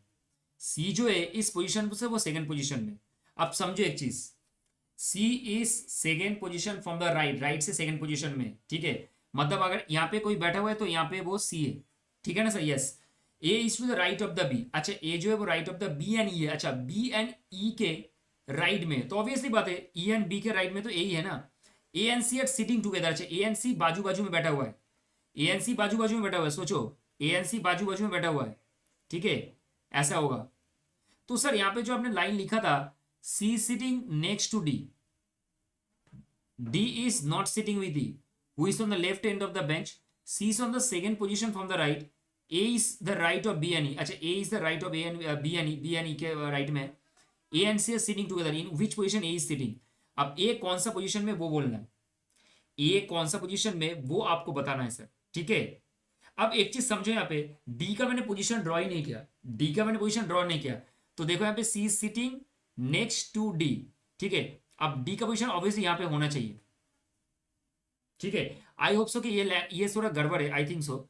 इसको ना ठीक कर लो, डी सिटिंग नेक्स्ट टू सी होगा, ये थोड़ा ठीक कर लो। आई थिंक सो ये गलत गलत फ्रेमिंग हुआ है, आई थिंक सो मेरा फ्रेम होने का टाइम में थोड़ा गलत हो गया। डी सिटिंग नेक्स्ट टू सी, तो सर यहाँ पे डी ए है, यहाँ पे डी है। अब सोचो ए किसके बगल में? बी और सी के बगल में, तो B and C, this is the correct answer. Correct sir, yes, thumbs up. चलो आगे बढ़ते। 5 series senior citizen are living in a multi storeyed building. Mister Manu lives in a flat above the Mr. Ashokan, सही है sir. Lokesh in a flat below the Mr. Gaurav. Ashokan lives in a flat below Mr. Gaurav and Rakesh lives in a flat below Mr. Lokesh. ओहो sir, इसको एक काम करो, देखो अच्छे से समझते हैं यहाँ पे। ठीक है, ये फ्लैट एबव कर दो, इसको थोड़ा ठीक कर दो, ये लाइन को थोड़ा ठीक कर दो। ठीक है, यहाँ पे ना एक काम करो, यहाँ पे अबव लिख दो, ये अबव होगा। तो अशोकन जो है वो गौरव के ऊपर वाला फ्लैट में, अशोकन जो है वो गौरव के ऊपर वाला फ्लैट में, ठीक है, इसको ठीक करो थोड़ा। एक चीज समझो, मान के चलो ये 5 के 5 पोजीशन है, टोटल 5 पोजीशन है। अब मुझे एक चीज बताओ, मनु जो है वो अबव है अशोकन का, लोकेश जो है वो गौरव के नीचे, लोकेश जो है वो गौरव के एकदम नीचे, लोकेश जो है वो गौरव के क्या है, नीचे में एकदम। अशोकन जो है वो गौरव के ऊपर में, अशोकन गौरव के ऊपर में, और गौरव के नीचे कौन है, लोकेश है। अब बोल रहे कि लोकेश के नीचे राकेश है। चेन को समझना, चेन को समझना। लोकेश के नीचे राकेश है, गौरव के नीचे लोकेश है, अशोक के नीचे गौरव है, और मनु के नीचे गौरव है। तो सीट हो रहा है ना, तो सोचो सबसे नीचे कौन है, राकेश। अब राकेश के ऊपर कौन है, लोकेश, क्योंकि लोकेश के नीचे राकेश है। और लोकेश कहां पे सर, गौरव के नीचे है। और अशोकन के नीचे कौन है सर, अशोकन के नीचे गौरव है। तो मनु कहां पे होगा, सबसे ऊपर होगा। Question is that who lives in the top most of the flat, sir mister Manu. समझेगा सर, क्लियर एकदम, ठीक है, आगे बढ़ते सर। अच्छा अब चलिए आगे बढ़ते, समझते हैं यहाँ पे। There are 8 books kept one over the other, एक एक बुक के ऊपर एक बुक ऐसे ऐसे करके स्टोर स्टोर करके मतलब स्टेयर केस के हिसाब से उसको अरेंज किया गया है। 2 बुक्स आर ऑन ओबी, अच्छा मेरे पास 2 बुक्स है ऑर्गेनाइजेशन बिहेवियर का, 3 बुक्स है इंडस्ट्रियल रिलेशन का, ओके, एक बुक से इकोनॉमिक्स का, ठीक है, और 2 बुक्स है आपका टीक्यूएम का। समझे क्या सर, यस। ये देखो 2 बुक्स है टीक्यूएम का, 2 बुक्स है ओबी का, 3 बुक्स है इंडस्ट्रियल रिलेशन एंड 1 बुक से इकोनॉमिक्स का, ये समझ गया। काउंटिंग फ्रॉम द टॉप, अगर टॉप से काउंट करते, the second fifth and six position, अच्छा यहाँ पे ड्रॉ करते, ठीक है, इस साइड में एक बार थोड़ा ड्रॉ करते, एक काम करो, देखो इस साइड में ड्रॉ कर देते, ठीक है। अगर ये 1 2 3 4 5 6 7 8, टोटल 8 पोजीशन है। अब एक चीज समझो यहाँ पे, कि बोला कि जो पोजीशन है ना आपका फिफ्थ सेकेंड और सिक्स, यहाँ पे आपका आईआर है, इंडस्ट्रियल रिलेशन का बुक है, फिफ्थ एंड सिक्स। अब नेक्स्ट क्या बोला, देखो are on the industrial relation, 2 books on industrial relation are between 2 books on TQM. अच्छा 2 बुक जो है ना इंडस्ट्रियल रिलेशन का, वो 2 बुक्स टीक्यूएम के बीच में, 2 books on industrial relation are between 2 books on TQM. तो टीक्यूएम सोचो यहां पे होगा और यहां पे होगा डेफिनेटली। वही तो बात बोला है ना कि 2 बुक्स जो टीक्यूएम का है वो 2 इंडस्ट्रियल रिलेशन के 2 बुक टीक्यूएम के बीच में। Next 1 book of industrial relation is between 2 books of OB. अच्छा तो 2 बुक ओबी के बीच में, तो ऑब्वियसली एक ही बुक है ना आयर का जो 2 ओबी के बीच में, तो पोजीशन शिफ्ट हो गया। अब उसके बाद लास्ट में इको बचा, तो इको लास्ट में होगा 8 नंबर पोजीशन में। Question is that which books is the last book from the top, sir economics. Which books is the last book from the top, देखो इकोनॉमिक्स लिखा है मैंने, देखो यहाँ पे इकोनॉमिक्स है, देखो यहाँ पे इकोनॉमिक्स दिख रहा है, ठीक है, ये इकोनॉमिक्स है सर, एकदम समझ में आ रहा है सर, 8 नंबर पोजीशन में। चलिए सर आगे बढ़ते। 51 5 friends PQ RST are sitting in a row facing north, अच्छा नॉर्थ की तरफ वो दिख रहा है, मतलब इस तरीके से कुछ फेस है उनका, उनका फेस जो है ना वो इस तरीके से कुछ है, ऐसे देख रहे हैं वो, ठीक है। अब बोले कि S is between T and Q, अच्छा एस जो है ना वो टी एंड क्यू के बीच में, एस जो है वो टी एंड क्यू के बीच में, Q is to the immediate left of R, अच्छा P is to the immediate left of T. ओहो सर टी एंड क्यू के बीच में, एक काम करते, टी एंड क्यू के बीच में, अब क्यू जो है वो इमीडिएट लेफ्ट ऑफ आर है, तो आर यहाँ पे होगा, उसके लेफ्ट में क्यू है, और P is the immediate left of T, अच्छा पी जो है वो इमीडिएट लेफ्ट ऑफ टी है। Who is in the middle, sir who is in the middle बोलो, मिडिल पोजीशन में कौन है सर, यहाँ पे क्वेश्चन बहुत अच्छा है, who is in the middle position sir, obvious सा बात है ए एस, 2 यहाँ पे 2 यहाँ पे, एस है ना, समझ में आ गया सर, समझे, क्लियर है सर। 52 में आ जाओ। 6 children A B C D are F, okay, अच्छा 6 children A B C D E and F are standing in a row, okay, B is between F and D, अच्छा 6 बच्चे वो एक रो में बैठा हुआ है, और B is between F and D, अच्छा बी जो है वो एफ एंड डी के बीच में, समझ में आ गया sir. E is between A and C, अच्छा ई जो है वो ए एंड सी के बीच में, ये भी समझ में आ गया sir. A does not stand next to the next to F, F और डी, ए नहीं होगा sir, A does not stand next to F और डी, अच्छा एफ और डी के नेक्स्ट में नहीं है, A does not stand next to F और डी, नाइदर वो एफ के नेक्स्ट में है नाइदर वो डी के नेक्स्ट में, ये समझ में रखना, ठीक है, मतलब डी के बगल में जो लिखा वो नहीं है। C doesn't stand next to D, अच्छा सी जो है वो डी के बगल में है, वो समझ में आ गया। F is between which of the following pairs of children. अब मुझे एक चीज बताओ, यहाँ पे साफ साफ बोला गया है कि मेरा जो यहाँ पे है ना, ये समझो यहाँ पे लॉजिकल सेंस में, ये जो मेरा ए है, ए नाइदर ए फॉर डी के बीच में, ठीक है सर समझ गए। सी जो है नाइदर वो डी के पास में है, और एफ जो है किसके बगल में। तो मुझे एक चीज बताओ, लॉजिकल अगर सेंस में बताते हैं तो ये पोजीशन सही है। लेकिन सर मुझे एक चीज बताओ, यहाँ पे साफ साफ बोला है कि ए फॉर डी दोनों के बीच में नहीं है। तो ऑब्वियस सा बात है, अब इसको थोड़ा घुमा लेते हैं। अगर मान के चलो ऐसे लिखते हैं ए ई और सी, तो क्या सेटिस्फाई हो रहा है? यस, ए फॉर डी के बीच में नहीं है, सी डी के पास नहीं है। तो sir F is between which of the following pairs of children, F किसके बगल में? बी और सी के बगल में सर, आंसर करेक्ट। समझे क्या? मतलब A E C F B D, this is the series. ठीक है, समझ गया सर, सीक्वेंस, सीरीज नहीं सीक्वेंस सर। अच्छा ये ब्लड रिलेशन का क्वेश्चन है, मैं बाद में आता हूँ ब्लड रिलेशन के क्वेश्चन में। अभी ये वाला 54 नंबर वाला क्वेश्चन कर लेते हैं फटाफट करके, ठीक है चलो। आप समझते इसको। डायरेक्शन क्या दिया देखो, अ ग्रुप ऑफ 7 सिंगर है facing the audience are standing in the stages as follows. अच्छा 7 सिंगर है जो फेस कर रहे हैं। D is to the immediate right of C, F is standing beside G. अच्छा एफ जो है वो जी के बगल में, समझ गया सर। बी इज, इसको मैंने ड्रॉ किया अभी, B is to the immediate left of F. अच्छा बी जो है ना वो इमीडिएट लेफ्ट ऑफ एफ है, तो एफ के लेफ्ट में क्या है? इमीडिएट में बी है, ये भी सेटिस्फाई हो गया sir. E is to the immediate left of A, मुझे पता नहीं। C and D okay have 1% between them. अब C and D, C and B सोचो, C and B have 1% between them. तो यहाँ पे एक चीज कर लेना, C and B have one, C and B between D and F, इसको कर लेना थोड़ा, इसको थोड़ा कर लेना, ठीक है। सी एंड बी हैव 1%, इसको थोड़ा ठीक कर लो, आई थिंक सो ये थोड़ा गड़बड़ है, ठीक है। ये क्वेश्चन थोड़ा ठीक कर लो। C and B have 1% between D and F, ठीक है। A and D have 1% between them. अच्छा ए एंड डी के बीच में 1% है। Who is the second extreme type? ये बहुत अच्छा एक क्वेश्चन है, बहुत अच्छा ताबर क्वेश्चन है, समझना ठंडे दिमाग से, तभी जाके क्लियर हो पाएगा। अच्छा मुझे एक चीज बताओ, एफ के बगल में कौन है सर? जी है, ये समझ में आ गया। अब यहाँ पे बी है, तो C and B have 1% between D and F. तो एक काम करते हैं ना सर, यहाँ पे देखो A is to the immediate left of है। अच्छा ई जो है ना वो ए के लेफ्ट हैंड साइड में, ये समझ में आया सर। सी एंड बी जो है, सी एंड बी जो है उनके बिटवीन में कोई ना कोई तो डी या तो एफ होगा सर। डी नहीं तो एफ तो होगा सर, समझ में आ गया सर। तो अब सोचो, ऐसे कुछ ऐसा दिखता है मेरा चीज, मैंने यहां से ड्रॉ किया ऐसे। अब ई और बी है पे ए, अब ए and D have 1% between them. Okay A and D have 1% between them, A and D के बीच में कोई ना कोई तो है सर। तो डी यहाँ पे लिखो, तभी ना जाके होगा। अरे डी यहाँ पे लिखो तभी ना जाके होगा, ठीक है।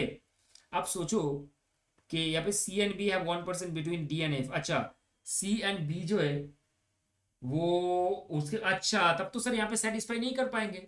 समझो चीजों को, यहाँ पे समझो। अगर सी यहाँ पे बैठा दोगे तो सी एंड बी के बीच में कोई नहीं होगा, ना इधर डी होगा ना ही एफ होगा। सी एंड बी के बीच में कोई ना कोई तो होने चाहिए ना सर, तब तो सेटिस्फाई नहीं हो पाएगा सर। समझे क्या? अब एक काम करते, चलो इसको थोड़ा मैं इरेज करता हूँ, इसको थोड़ा इरेज करता हूँ, और मैं थोड़ा फिर से ग्राफ ड्रॉ करता हूँ। सोचो बी एफ जी ए, अब सी एंड बी, एक चीज समझो, ई के इमीडिएट लेफ्ट में ए, ये सेटिस्फाई हो गया सर। अब हमें बोले C and B have 1% between D and F. Okay अब देखो यहाँ पे समझो एक चीज ठंडे दिमाग से, सी एंड बी जो है उनके बिटवीन में कोई ना कोई होगा, आइदर डी होगा या तो कोई एफ होगा, कोई ना कोई इनके बिटवीन में होगा ही होगा। तो मुझे एक चीज बोलो यहाँ पे ठंडे दिमाग से, अगर मैं यहाँ पे सी ड्रॉ करता हूँ और यहाँ पे डी ड्रॉ करता हूँ तो क्या लिख पाएंगे ऐसे? A and D have 1% between them. तो A and D have 1% between them, हुई C number one. C and B, C and B have 1% between them, D है, ठीक है डी है, यहाँ पे समझ में आ गया। डी और एफ कोई भी एक होगा, ठीक है। यहाँ पे डी और एफ कर लो, ये एंड मत करो, डी और एफ कर लो, ठीक है। E is to the immediate left of है, ये भी मैच होगा। B is to the immediate left of है, वो भी मैच हो गया। F is standing beside G, वो भी मैच हो गया। D is to the immediate right of C, अच्छा डी जो है वो इमीडिएट राइट ऑफ सी है, वो भी मैच हो गया। तो दिस इज द सीक्वेंस। समझे क्या सर? थोड़ा आराम से करना है इसको, ये सब क्वेश्चन में थोड़ा बहुत देखो सिटी मैनेजमेंट हो गया, इसमें थोड़ा ध्यान देना, ठीक है और कुछ नहीं।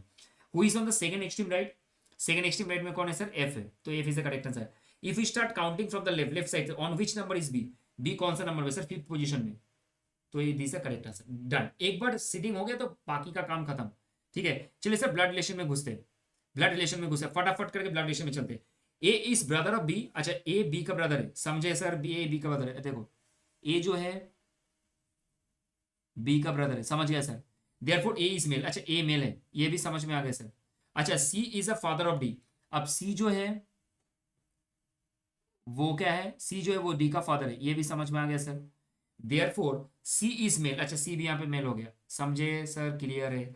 ई is a mother of B, अच्छा ई जो है ना वो बी का मदर है, तो ये तो मेल हो गया, ये सॉरी ये तो फीमेल हो गया, ई तो फीमेल हो गया। Therefore E is female, A and D are brothers, अच्छा ए बी एंड डी ये दोनों ही ब्रदर्स है, ऑब्वियसली बात है, ठीक है। देयरफॉर डी इज मेल, ठीक है सर, डी इज मेल है। Now A and D are brother of D, समझे sir, A and D are brother of B, obviously A अगर बी का ब्रदर है तो वो डी का भी ब्रदर होगा, ठीक है। अब सी ए बी डी तीनों का फादर है, ई ए बी डी तीनों का मदर है, सिंपल रिलेशन, एकदम simple relation. Now C is the father of A B D, C is the mother of A B D, thus E is the wife of C. अच्छा C यहाँ पे क्या बोले, सी is the father, अच्छा यहाँ पे गलत है भाई, सी इज द फादर होगा, ए B D thus E is the wife of C, ठीक है, ये फादर होगा, मदर नहीं होगा, sorry. A and B is the brother है, C is the D's father, E is the B's mother, A and D are the brother. Now how E related to C, obviously sir E अगर relation में है तो wife है, simple, यहाँ पे तो मैंने खास लिख दिया है, ठीक है सर, समझे क्या रिलेशन मैटर करते हैं यहाँ पे। अच्छा explanation, ji son of A, अच्छा जी जो है ना वो ए का बेटा है, जी जो है वो ए का बेटा है, and F is a brother of A, अच्छा ए का भाई कौन है, एफ है, तो आप बोल सकते हो कि जी का अंकल कौन है, जी के साथ इसका क्या रिलेशन है, अंकल है, आपको सिर्फ ब्लड रिलेशन समझना है, कौन अंकल है कौन आंट है, लाइक दैट, ओके। अब who is the uncle of G, तो जी का अंकल कौन है ये समझो, who is the uncle of G, obviously sir F है, ये तो कोई दिक्कत नहीं है, ठीक है। अब देखो नेक्स्ट, यहाँ पे बोलने का कुछ नहीं, मतलब ये बहुत सिंपल सा मतलब बोल दिया है, यहाँ पे देखो क्या लिखा है, फिर भी मैं एक बार डिस्कस कर लेता हूँ। F is the brother of A, C is the daughter of A, K is the sister of F and G is the brother of C. तो इसमें कुछ बोलने का मेरे पास मतलब आई डोंट थिंक सो कुछ है यहाँ पे, ठीक है, तो हो गया।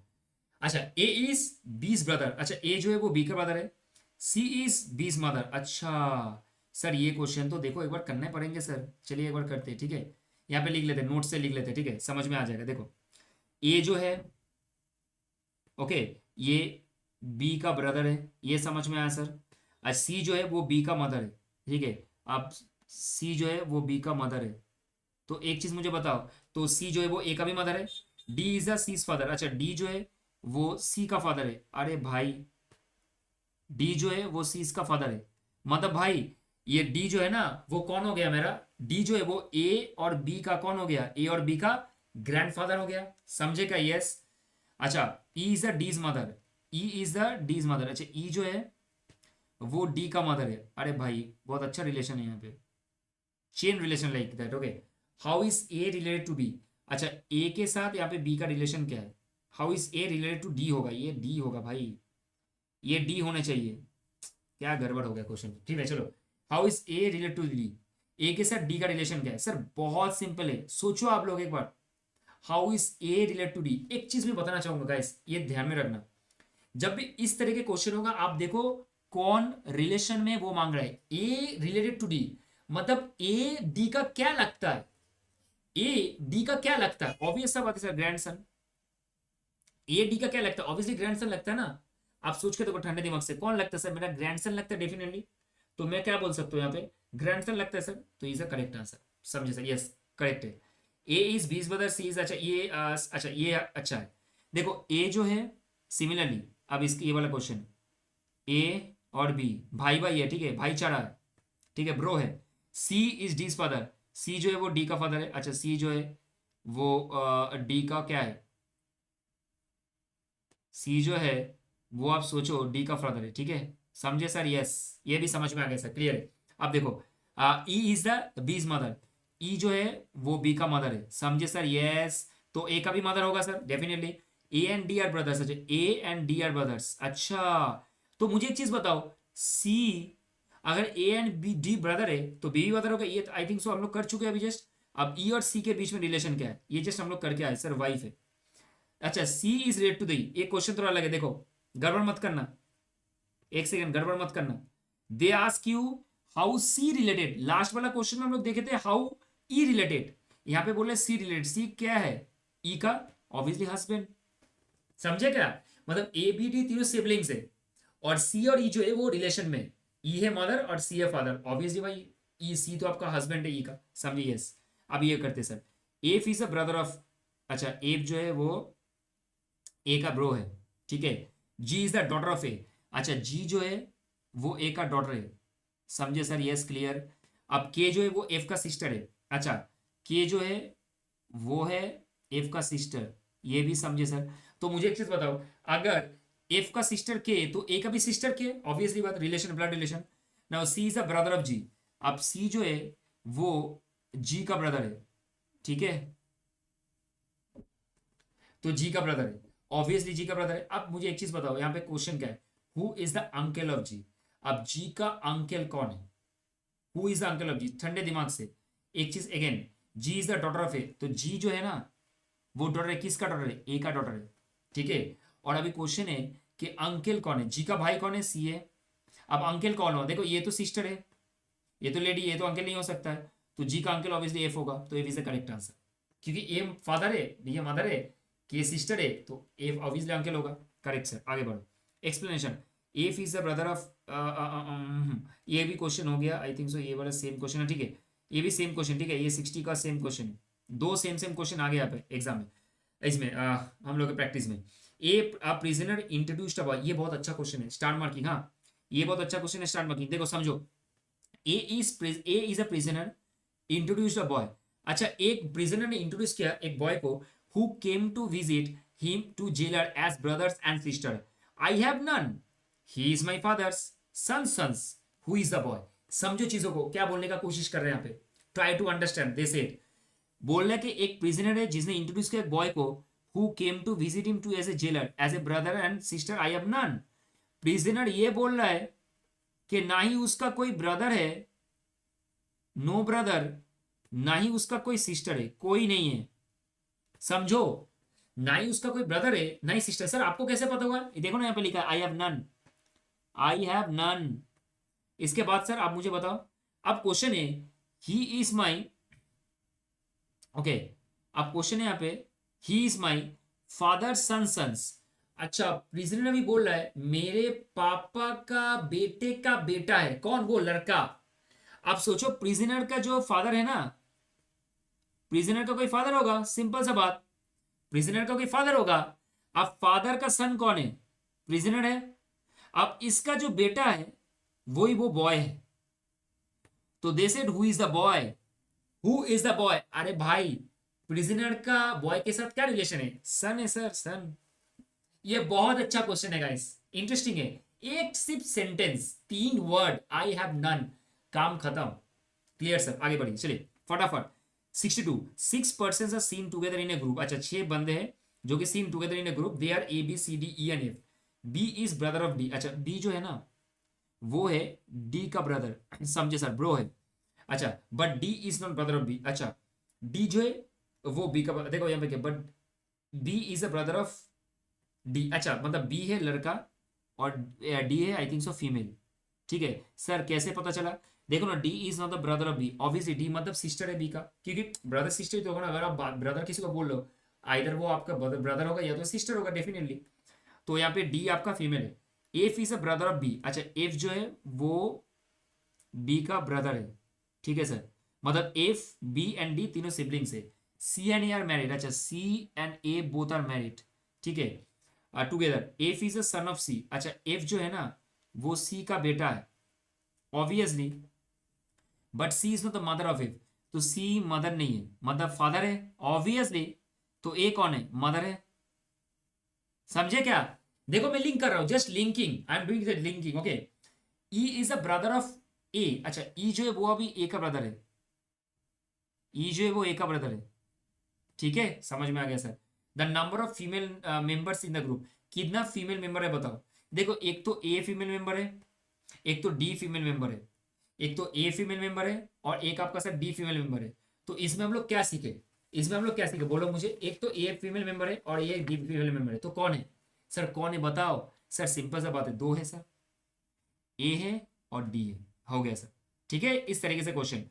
Poynting out to the old man, pointing out to the old man, Kailash said, his son is my son's uncle. How is Kailash related to the old man? Try to understand. Kailash इस ऐसे देख के बोल रहा है, ऐसे देख के बोल रहा है, भाई ही सन, इसका जो बेटा है ना वो मेरे बेटे का अंकल है। इसका जो बेटा है, ये जो पिक्चर में देख रहे हैं ना आपको, देखो यहाँ पे ओल्ड मैन, एक ओल्ड मैन को देख के बोल रहा है, मान के चलो पिक्चर, इसका जो सन है, ठीक है, ही सन इज माई सन्स अंकल, मतलब कैलाश का जो सन है ना, कैलाश का जो सन्स है उसका अंकल है कौन, वो ओल्ड मैन का बेटा जो है। तो अब बोल रहा है how is Kailash relate to the old man. अब ओल्ड मैन कौन है, ये ओल्ड मैन है ऑब्वियसली, जो पिक्चर में, ये पिक्चर में ओल्ड मैन, ये पिक्चर में ओल्ड मैन। अब सोचो, ओल्ड मैन जो पिक्चर में, उसके बेटा का, उसके बेटा के साथ कैलाश के सेंस का अंकल का रिलेशन है। तो how the Kailash relate to the old man. तो मुझे एक चीज बताओ, अगर कैलाश का बेटा इनको अंकल बोलते, ये सन है, तो ऑब्वियसली बात है, तो इनके साथ क्या रिलेशन होगा, आइदर सन होगा और सन इन लॉ। अरे भाई एक ही तो चीज है। अगर कैलाश के, देखो समझो, कैलाश के बेटा अगर उनको अंकल बोलते, ऑब्वियसली कैलाश का बाप हो गया, मतलब इन द सेंस, सिंपल सा चीज सर, सिंपली समझो, कैलाश का जो कैलाश का जो बेटा है, ओल्ड मैन के जो बेटा है उनको अंकल बोलते।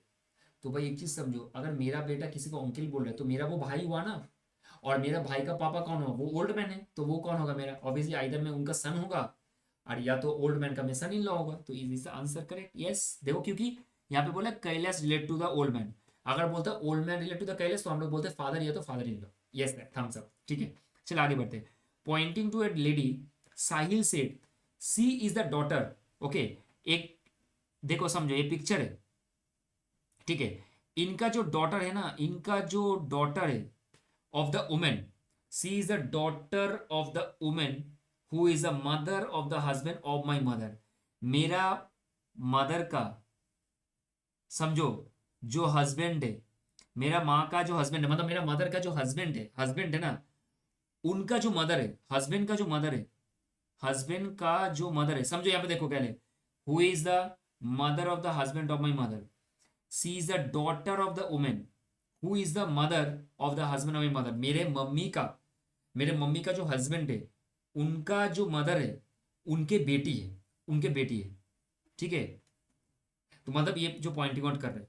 तो मुझे एक चीज बताओ, क्या रिलेशन हुआ, मतलब बुआ टाइप का रिलेशन हुआ ना, आंट हुआ ना, तो आंट है आंसर, समझे सर, बुआ ही तो हुआ, आंट हुआ ना। मेरे पापा का जो माँ है, उनका जो बेटी है वो पिक्चर में, तो ऑब्वियसली आंट हुआ मेरा, बुआ। Introducing a boy, a girl said he is a son of the daughter of the father of my uncle. अरे भाई क्या बोल रहे हो भाई आप। Introducing a girl said he is a son, he is a son, एक boy को वो इंट्रोड्यूस किया, बोल रहा कि he is a son of whom, he is a son of the daughter of the father of my uncle. मेरा जो uncle है, मेरा जो अंकल है, उनका जो फादर है ना, मेरा अंकल का फादर मतलब मेरा ग्रैंडफादर, मेरे अंकल का फादर मतलब ग्रैंडफादर, मेरा मेरे पापा का पापा है। अब बोल रहा है कि नसी son of the daughter of the father of my uncle. तो मुझे बताओ क्या relation, he is a son of the daughter of the father of my uncle, मेरे अंकल का जो फादर है, उनके जो डॉटर है उनका बेटा है, मेरे फादर का जो अंकल है, ठीक है। अब अंकल का जो फादर है, उनके जो डॉटर है, उनका बेटा है, ये बॉय है। तो कौन हुआ मेरा, मुझे चीज बताओ, मेरे अंकल के फादर, मेरा ग्रैंडफादर, अब उनके बेटी कौन हो गया मेरा, उनके बेटी कौन होगा, डेफिनेटली मेरा भी आंट हो गया। अब आंट के बेटे को हम लोग क्या बोलेंगे, बोलो तो, क्या बोलेंगे आंट के बेटे को हम लोग, क्या बोलेंगे, चीजों को समझ के आंसर करना। आंट के बेटे को हम लोग क्या बोलेंगे भाई, क्या बोलेंगे, समझो समझो समझो समझो समझो, क्या बोलेंगे, क्या बोलेंगे सर, आंट के बेटे को क्या बोलेंगे, ऑब्वियसली ब्रदर, नेफ्यू मत बोल देना, ठीक है। चलिए समझ में आ गया। Art told to M as the girl, देखो आर्ट ने इनको बोला, the girl I met at the bench, मैंने बेंच पे जिस गर्ल के साथ मीट किया था, was the youngest daughter of the brother in law of my friends mother, मेरे फ्रेंड्स का जो मदर है ना, उनका जो ब्रदर इन लॉ है, मतलब बेटी का जो हस्बैंड है, बेटी का जो हस्बैंड है, उनका यंगेस्ट डॉटर है, कौन, वो गर्ल, उनका यंगेस्ट डॉटर है, समझो। मेरे दोस्त का मदर का जो ब्रदर, ये मतलब ब्रदर इन लॉ है, ठीक है। अच्छा एक चीज मैं गलती बोल दिया, मतलब brother in law, okay brother in law, मतलब मदर का जो सिस्टर का जो हस्बैंड है वो, अब सिस्टर के जो हस्बैंड है उनके गर्ल है, ठीक है। अब वो बोल रहे कि how is the girl related to the Art's friend, Art's के जो फ्रेंड है उसके साथ कैसा रिलेशन है। सोचो आर्ट्स का फ्रेंड कौन है, आर कौन है, आर ने एम को बोला, ठीक है। अब आर्ट्स के फ्रेंड हो गए ये, इसके साथ इस गर्ल का रिलेशन क्या है वो समझना है। मुझे एक चीज बताओ, दोनों ऑप्शन में दे रहा हूं, नीश है या कजिन है, बोलो। 66। सर नीश तो नहीं होगा, कजिन होगा, ऑब्वियसली कजिन को अगर हम लोग बोलते हैं ना, मेरे जो मदर है उनके जो ब्रदर इन लॉ है उनके बेटी है, तो ऑब्वियसली मेरा कौन हो गया भाई, कजिन हो गया, नीश मत बोलना, ठीक है। चलो, Suman is the daughter in law of Rakesh. अच्छा, सुमन जो है ना वो किसका डॉटर इन लॉ है, राकेश का है, डॉटर इन लॉ, ठीक है, राकेश का है। Sister in law of Rajesh, अच्छा राजेश का सिस्टर इन लॉ है, समझ में आ गया, सिस्टर इन लॉ राजेश का। अच्छा, राकेश का कौन है, ये राजेश का है, राजेश का है, सुमन जो है वो डॉटर इन लॉ है, ठीक है, सुमन जो है डॉटर इन लॉ राकेश का, और राजेश का कौन है, sister in law. Ramesh is the Rakesh है, Ramesh is son of the Rakesh. अच्छा, रमेश जो है वो किसका, देखो Ramesh is the son of the Rakesh. अच्छा एक सेकेंड, हाँ, ये राकेश है, ये राकेश है, और ये राजेश है, और रमेश जो है वो राकेश का सन है। अच्छा, राकेश का सन कौन है, रमेश। अच्छा, राकेश का सन कौन है, Ramesh, and only brother of Rajesh. अच्छा, राजेश के साथ इसका रमेश का क्या संपर्क है, ब्रदर है। So find the relation of Suman, obviously भाई, तो इसका क्या होगा भाई, हस्बैंड है, तो Suman relate to the Ramesh what, how relation of the Suman with Ramesh, definitely wife, खत्म, ठीक है, समझ में आया। चलिए सर आगे बढ़ते। A read book and find the name of the author familiar, the author B is a paternal uncle of C, try to understand. एक A read book, okay, A read a book and find the name of the author familiar, the author B is a paternal uncle of C, C का paternal uncle कौन है sir, सी का paternal uncle है आपका B, ठीक है। C is the daughter of A, अच्छा C जो है वो अब ए का डॉटर है, ए का बेटी कौन है, सी है। तो मुझे एक चीज बताओ, अगर सी का अंकल बी है तो ए और बी दोनों दोनों कौन है, सिबलिंग्स है, ए और बी दोनों सिबलिंग्स है obviously. How B is related to the A, B किस तरीके से रिलेटेड है, बोलो।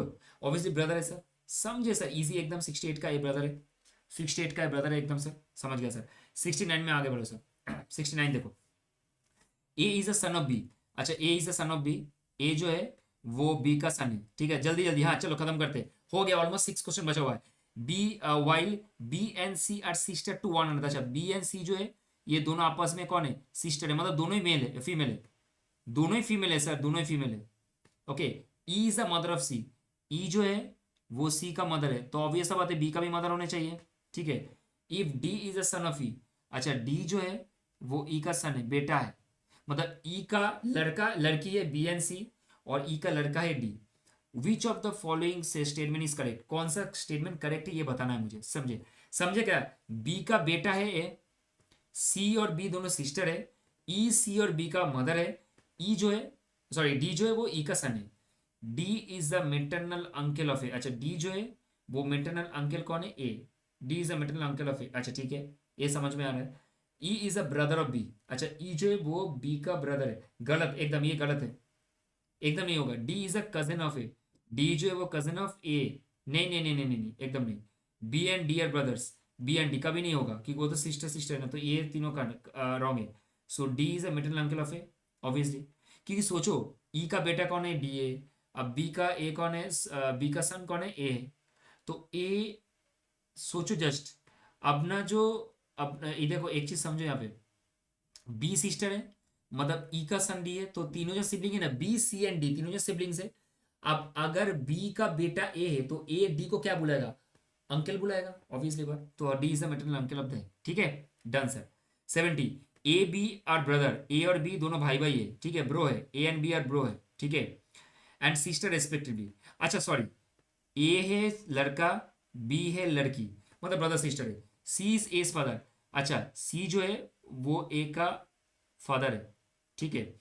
D is a C sister, अच्छा डी जो है वो ए का सिस्टर है, ठीक है, मतलब सोचो डी जो है वो सी का सिस्टर है, एक second, C is S for the D is C, अच्छा sorry sorry sorry sorry guys guys फटाफट, चलो, सी का सिस्टर कौन है सर, डी है, ठीक है सर, समझ में आ गया, सी का सिस्टर कौन है सर, डी है, and E is the D's mother, E जो है वो डीज का मदर है, ई जो है वो डी का मदर है, समझो।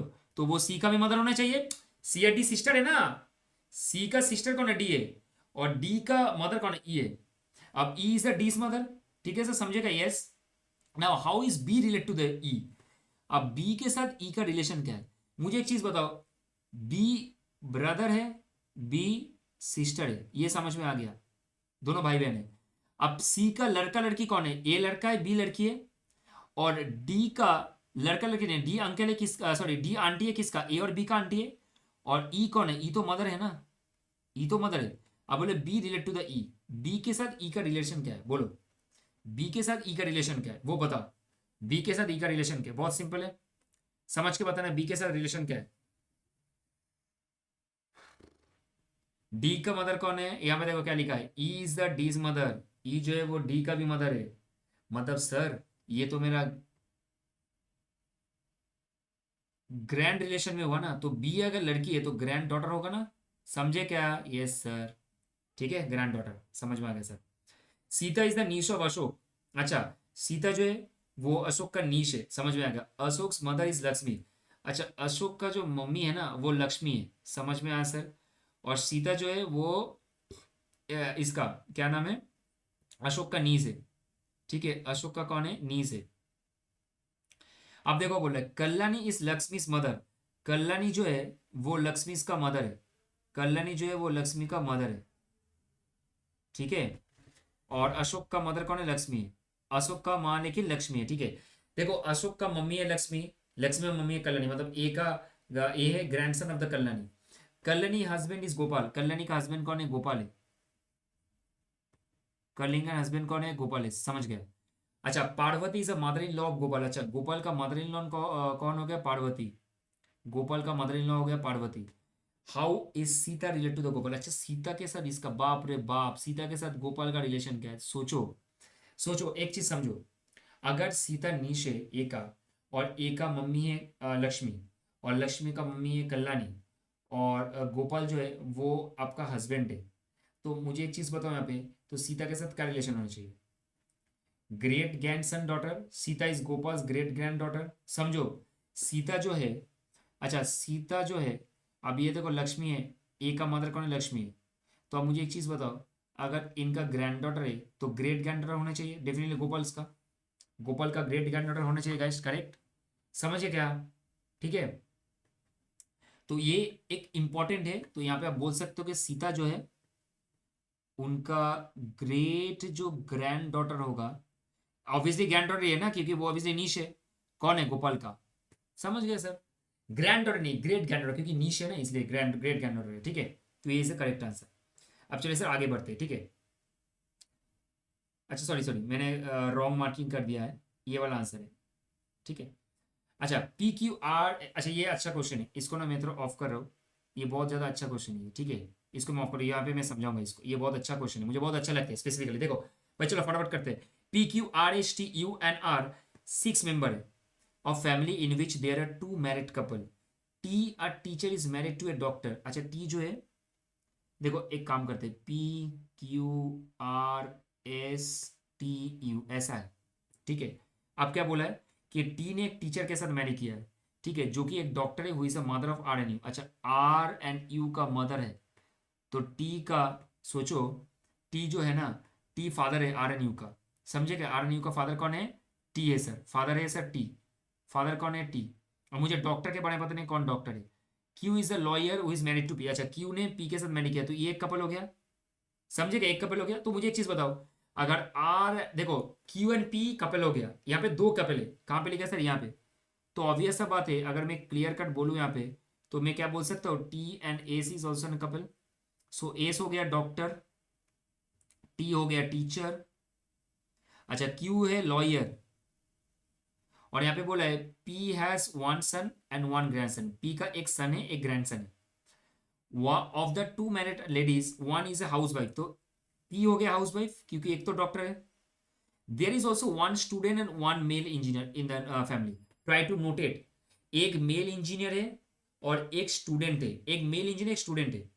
अब मुझे एक चीज बताओ कि यहाँ पे बोले टी का आर और यू जो है वो कौन है, आर एंड यू जो है वो एक्चुअली मदर है एस का, ठीक है, एस का सॉरी आर एन यू जो है वो बच्चे किसका, टी एन एस का बच्चे।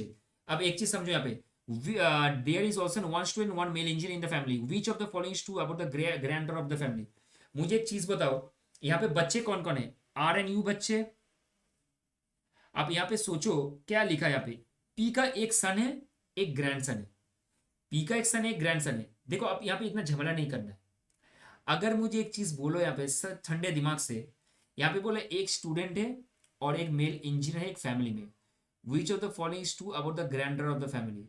तो देखो यहाँ पे इंजीनियर तो मेल है ना, समझो यहाँ पे लॉजिक समझो, साफ साफ यहाँ पे लिखा है इंजीनियर अगर मेल है तो ग्रैंड डॉटर जो है वो ऑब्वियसली स्टूडेंट होगा, तो C is a student. Technique, fast करने का टेक्निक, अगर दो बच्चे में से एक अगर मेल है तो एक फीमेल होगा, तो फीमेल क्या होगा यहाँ पे, सी इज अ स्टूडेंट होगा, सिंपल सा बात। चलो आगे हो गया sir. 6 member of a family namely A B C D F are travelling together, एक साथ में जा रहे हैं, चलो A B C D E F एक साथ में जा रहे हैं। B is the son of C, अच्छा बी जो है वो सी का बेटा है, but C is not the mother of B, अच्छा सी मदर नहीं है तो ऑब्वियसली फादर होगा, तो सी इज अ फादर होगा, समझ गए। ए एंड सी और मैरिड का पहले, अच्छा ए और सी मैरिड का पहले, तो ए कौन होगा, मदर होगा डेफिनेटली बी का, तो एक ए फीमेल है, ठीक है समझ में आ गया sir, noted. E is the brother of C, अच्छा ई जो है वो सी का ब्रदर है, ठीक है ये भी समझ में आ गया sir. D is the daughter of A, अच्छा डी जो है ना वो ए का डॉटर है, ए का डॉटर है तो ये भी फीमेल हो गया सर, नंबर 2 फीमेल है। अच्छा F is the brother of B, F जो है वो बी का ब्रदर है, ठीक है तो ये भी मेल हो गया। तो सोचो यहाँ पे 2 फीमेल है, एक है ए और एक है आपका डी, ठीक है। How many male member are there in the family, sir 4 out of 6, अगर 2 फीमेल है तो 4 मेल है, समझ में आ गया सर, आगे बढ़ते। पॉइंटिंग टू ए फोटोग्राफ विकास सेठ, अच्छा एक फोटोग्राफ को देखा, देख भाई देख देख देख इसको देख, Vikas Seth C is the daughter of my grandfather's only son, C is the daughter, ताक के बोला सी इज द डॉटर, मतलब वो जो, देखो एक चीज समझो यहाँ पे, मैं पिक्चर दिखा रहा हूँ यहाँ पे, ये जो पिक्चर है ना, एक पिक्चर में ताक के बोला उनने, ये डॉटर है किसका, मेरे ग्रैंडफादर्स ओनली सन, मेरे जो ग्रैंडफादर है, मेरे जो ग्रैंडफादर से उनके जो ओनली बेटा है, ओके उनके जो ओनली बेटा है उनके कौन है, डॉटर है। How is the lady in the photograph relate to the Vikas in this photograph, मतलब लेडी के साथ विकास का रिलेशन क्या, बताओ समझ, मतलब ठंडे दिमाग से एक चीज समझो, सन ग्रैंडफादर का जो सन है उसका कौन है, उसका बेटी है, ग्रैंडफादर का बेटी नहीं है भाई, daughter of my grandfathers only son, मेरे ग्रैंडफादर्स का जो सन है वो कौन है, मेरा पापा है। अब पापा का लड़की कौन है मेरे लिए, बोलो पापा का लड़की मेरे लिए कौन है भाई, समझो चीज को समझो कौन है। अरे भाई मेरे तो बहन है ना, सिस्टर है। अरे मेरे पापा का जो डॉटर है वो कौन है, मेरा सिस्टर है, ठीक है इजी है ये वाला क्वेश्चन। अब pointing out to a photograph, Khushi से समझ रहे हो कितना इंटरेस्टिंग क्वेश्चन है सब। दिस मैन इज सन्स, अच्छा एक जन को देख के बोला दिस मैन सन्स, इसका जो बेटा है ना, सन जो है, इसका जो बेटे का जो सिस्टर है, is my mother in law, मतलब ये मदर इन लॉ है किसका, खुशी का। तो how is Khushi's husband related to the man in the photograph, ये जो आदमी है ना यहाँ पे, खुशी का जो हस्बैंड है, देखो खुशी, देखो समझो चीज को, खुशी का मदर इन लॉ का है वो सिस्टर है, तो खुशी का हस्बैंड का माँ कौन है, सिस्टर है, करेक्ट। अब अगर मदर सिस्टर है, ठीक है, तो सोचो ये कौन है, ये अंकल है, तो ये कौन हो गया सर, समझो इस चीज को, ये कौन हो गया सर, ऑब्वियसली ग्रैंड, ये मैन जो है ना, तो खुशी का जो हस्बैंड है, खुशी का जो हस्बैंड है, समझो चीजों को, खुशी का जो हस्बैंड है, खुशी का जो हस्बैंड है, अब ये जो मैन है ना, इनके बेटा का जो बहन है वो मेरे हस्बैंड का मदर है, ठीक है सर, वो मेरे हस्बैंड का एकदम मदर है। चीज को समझे क्या सर, आप सोचो मेरे हस्बैंड का जो मदर है, तो मेरे हस्बैंड का जो मदर है उनके साथ, अब वो फोटोग्राफ में जो मतलब ओल्ड मैन है उनका रिलेशन क्या है, ऑब्वियसली क्या है, वो कौन है, ऑब्वियसली ये इनका फादर है, फोटोग्राफ में फादर है, तो मेरा हस्बैंड कौन हो गया, ग्रैंडसन हो गया, सिंपल सा बात सर, ग्रैंडसन आंसर, ठीक है सर, सही है, समझ में आ गया सर, इजी है एकदम। चलो आगे बढ़ते, एक क्वेश्चन और छूटा है जो मैं आप लोग को बता रहा था, यहाँ पे एक क्वेश्चन है जो मैं आप लोग को बोल रहा था, यहाँ पे ये वाला क्वेश्चन, ठीक है, ये वाला क्वेश्चन है। चलो फटाफट कर लेते हैं। आई थिंक सो ये सिमिलर क्वेश्चन, अच्छा ये क्वेश्चन कर चुके, ये नहीं करोगे तो चलेगा, ये वाले नीचे कवर अप कर चुके। तो गाइस ये हो गया एक दरमदार, मतलब आप बोल सकते हैं एकदम पटाक एकदम पूरा discussion. All the seven I think so 72 question हो, 75 में से 3 क्वेश्चन मैंने निकाल दिया है।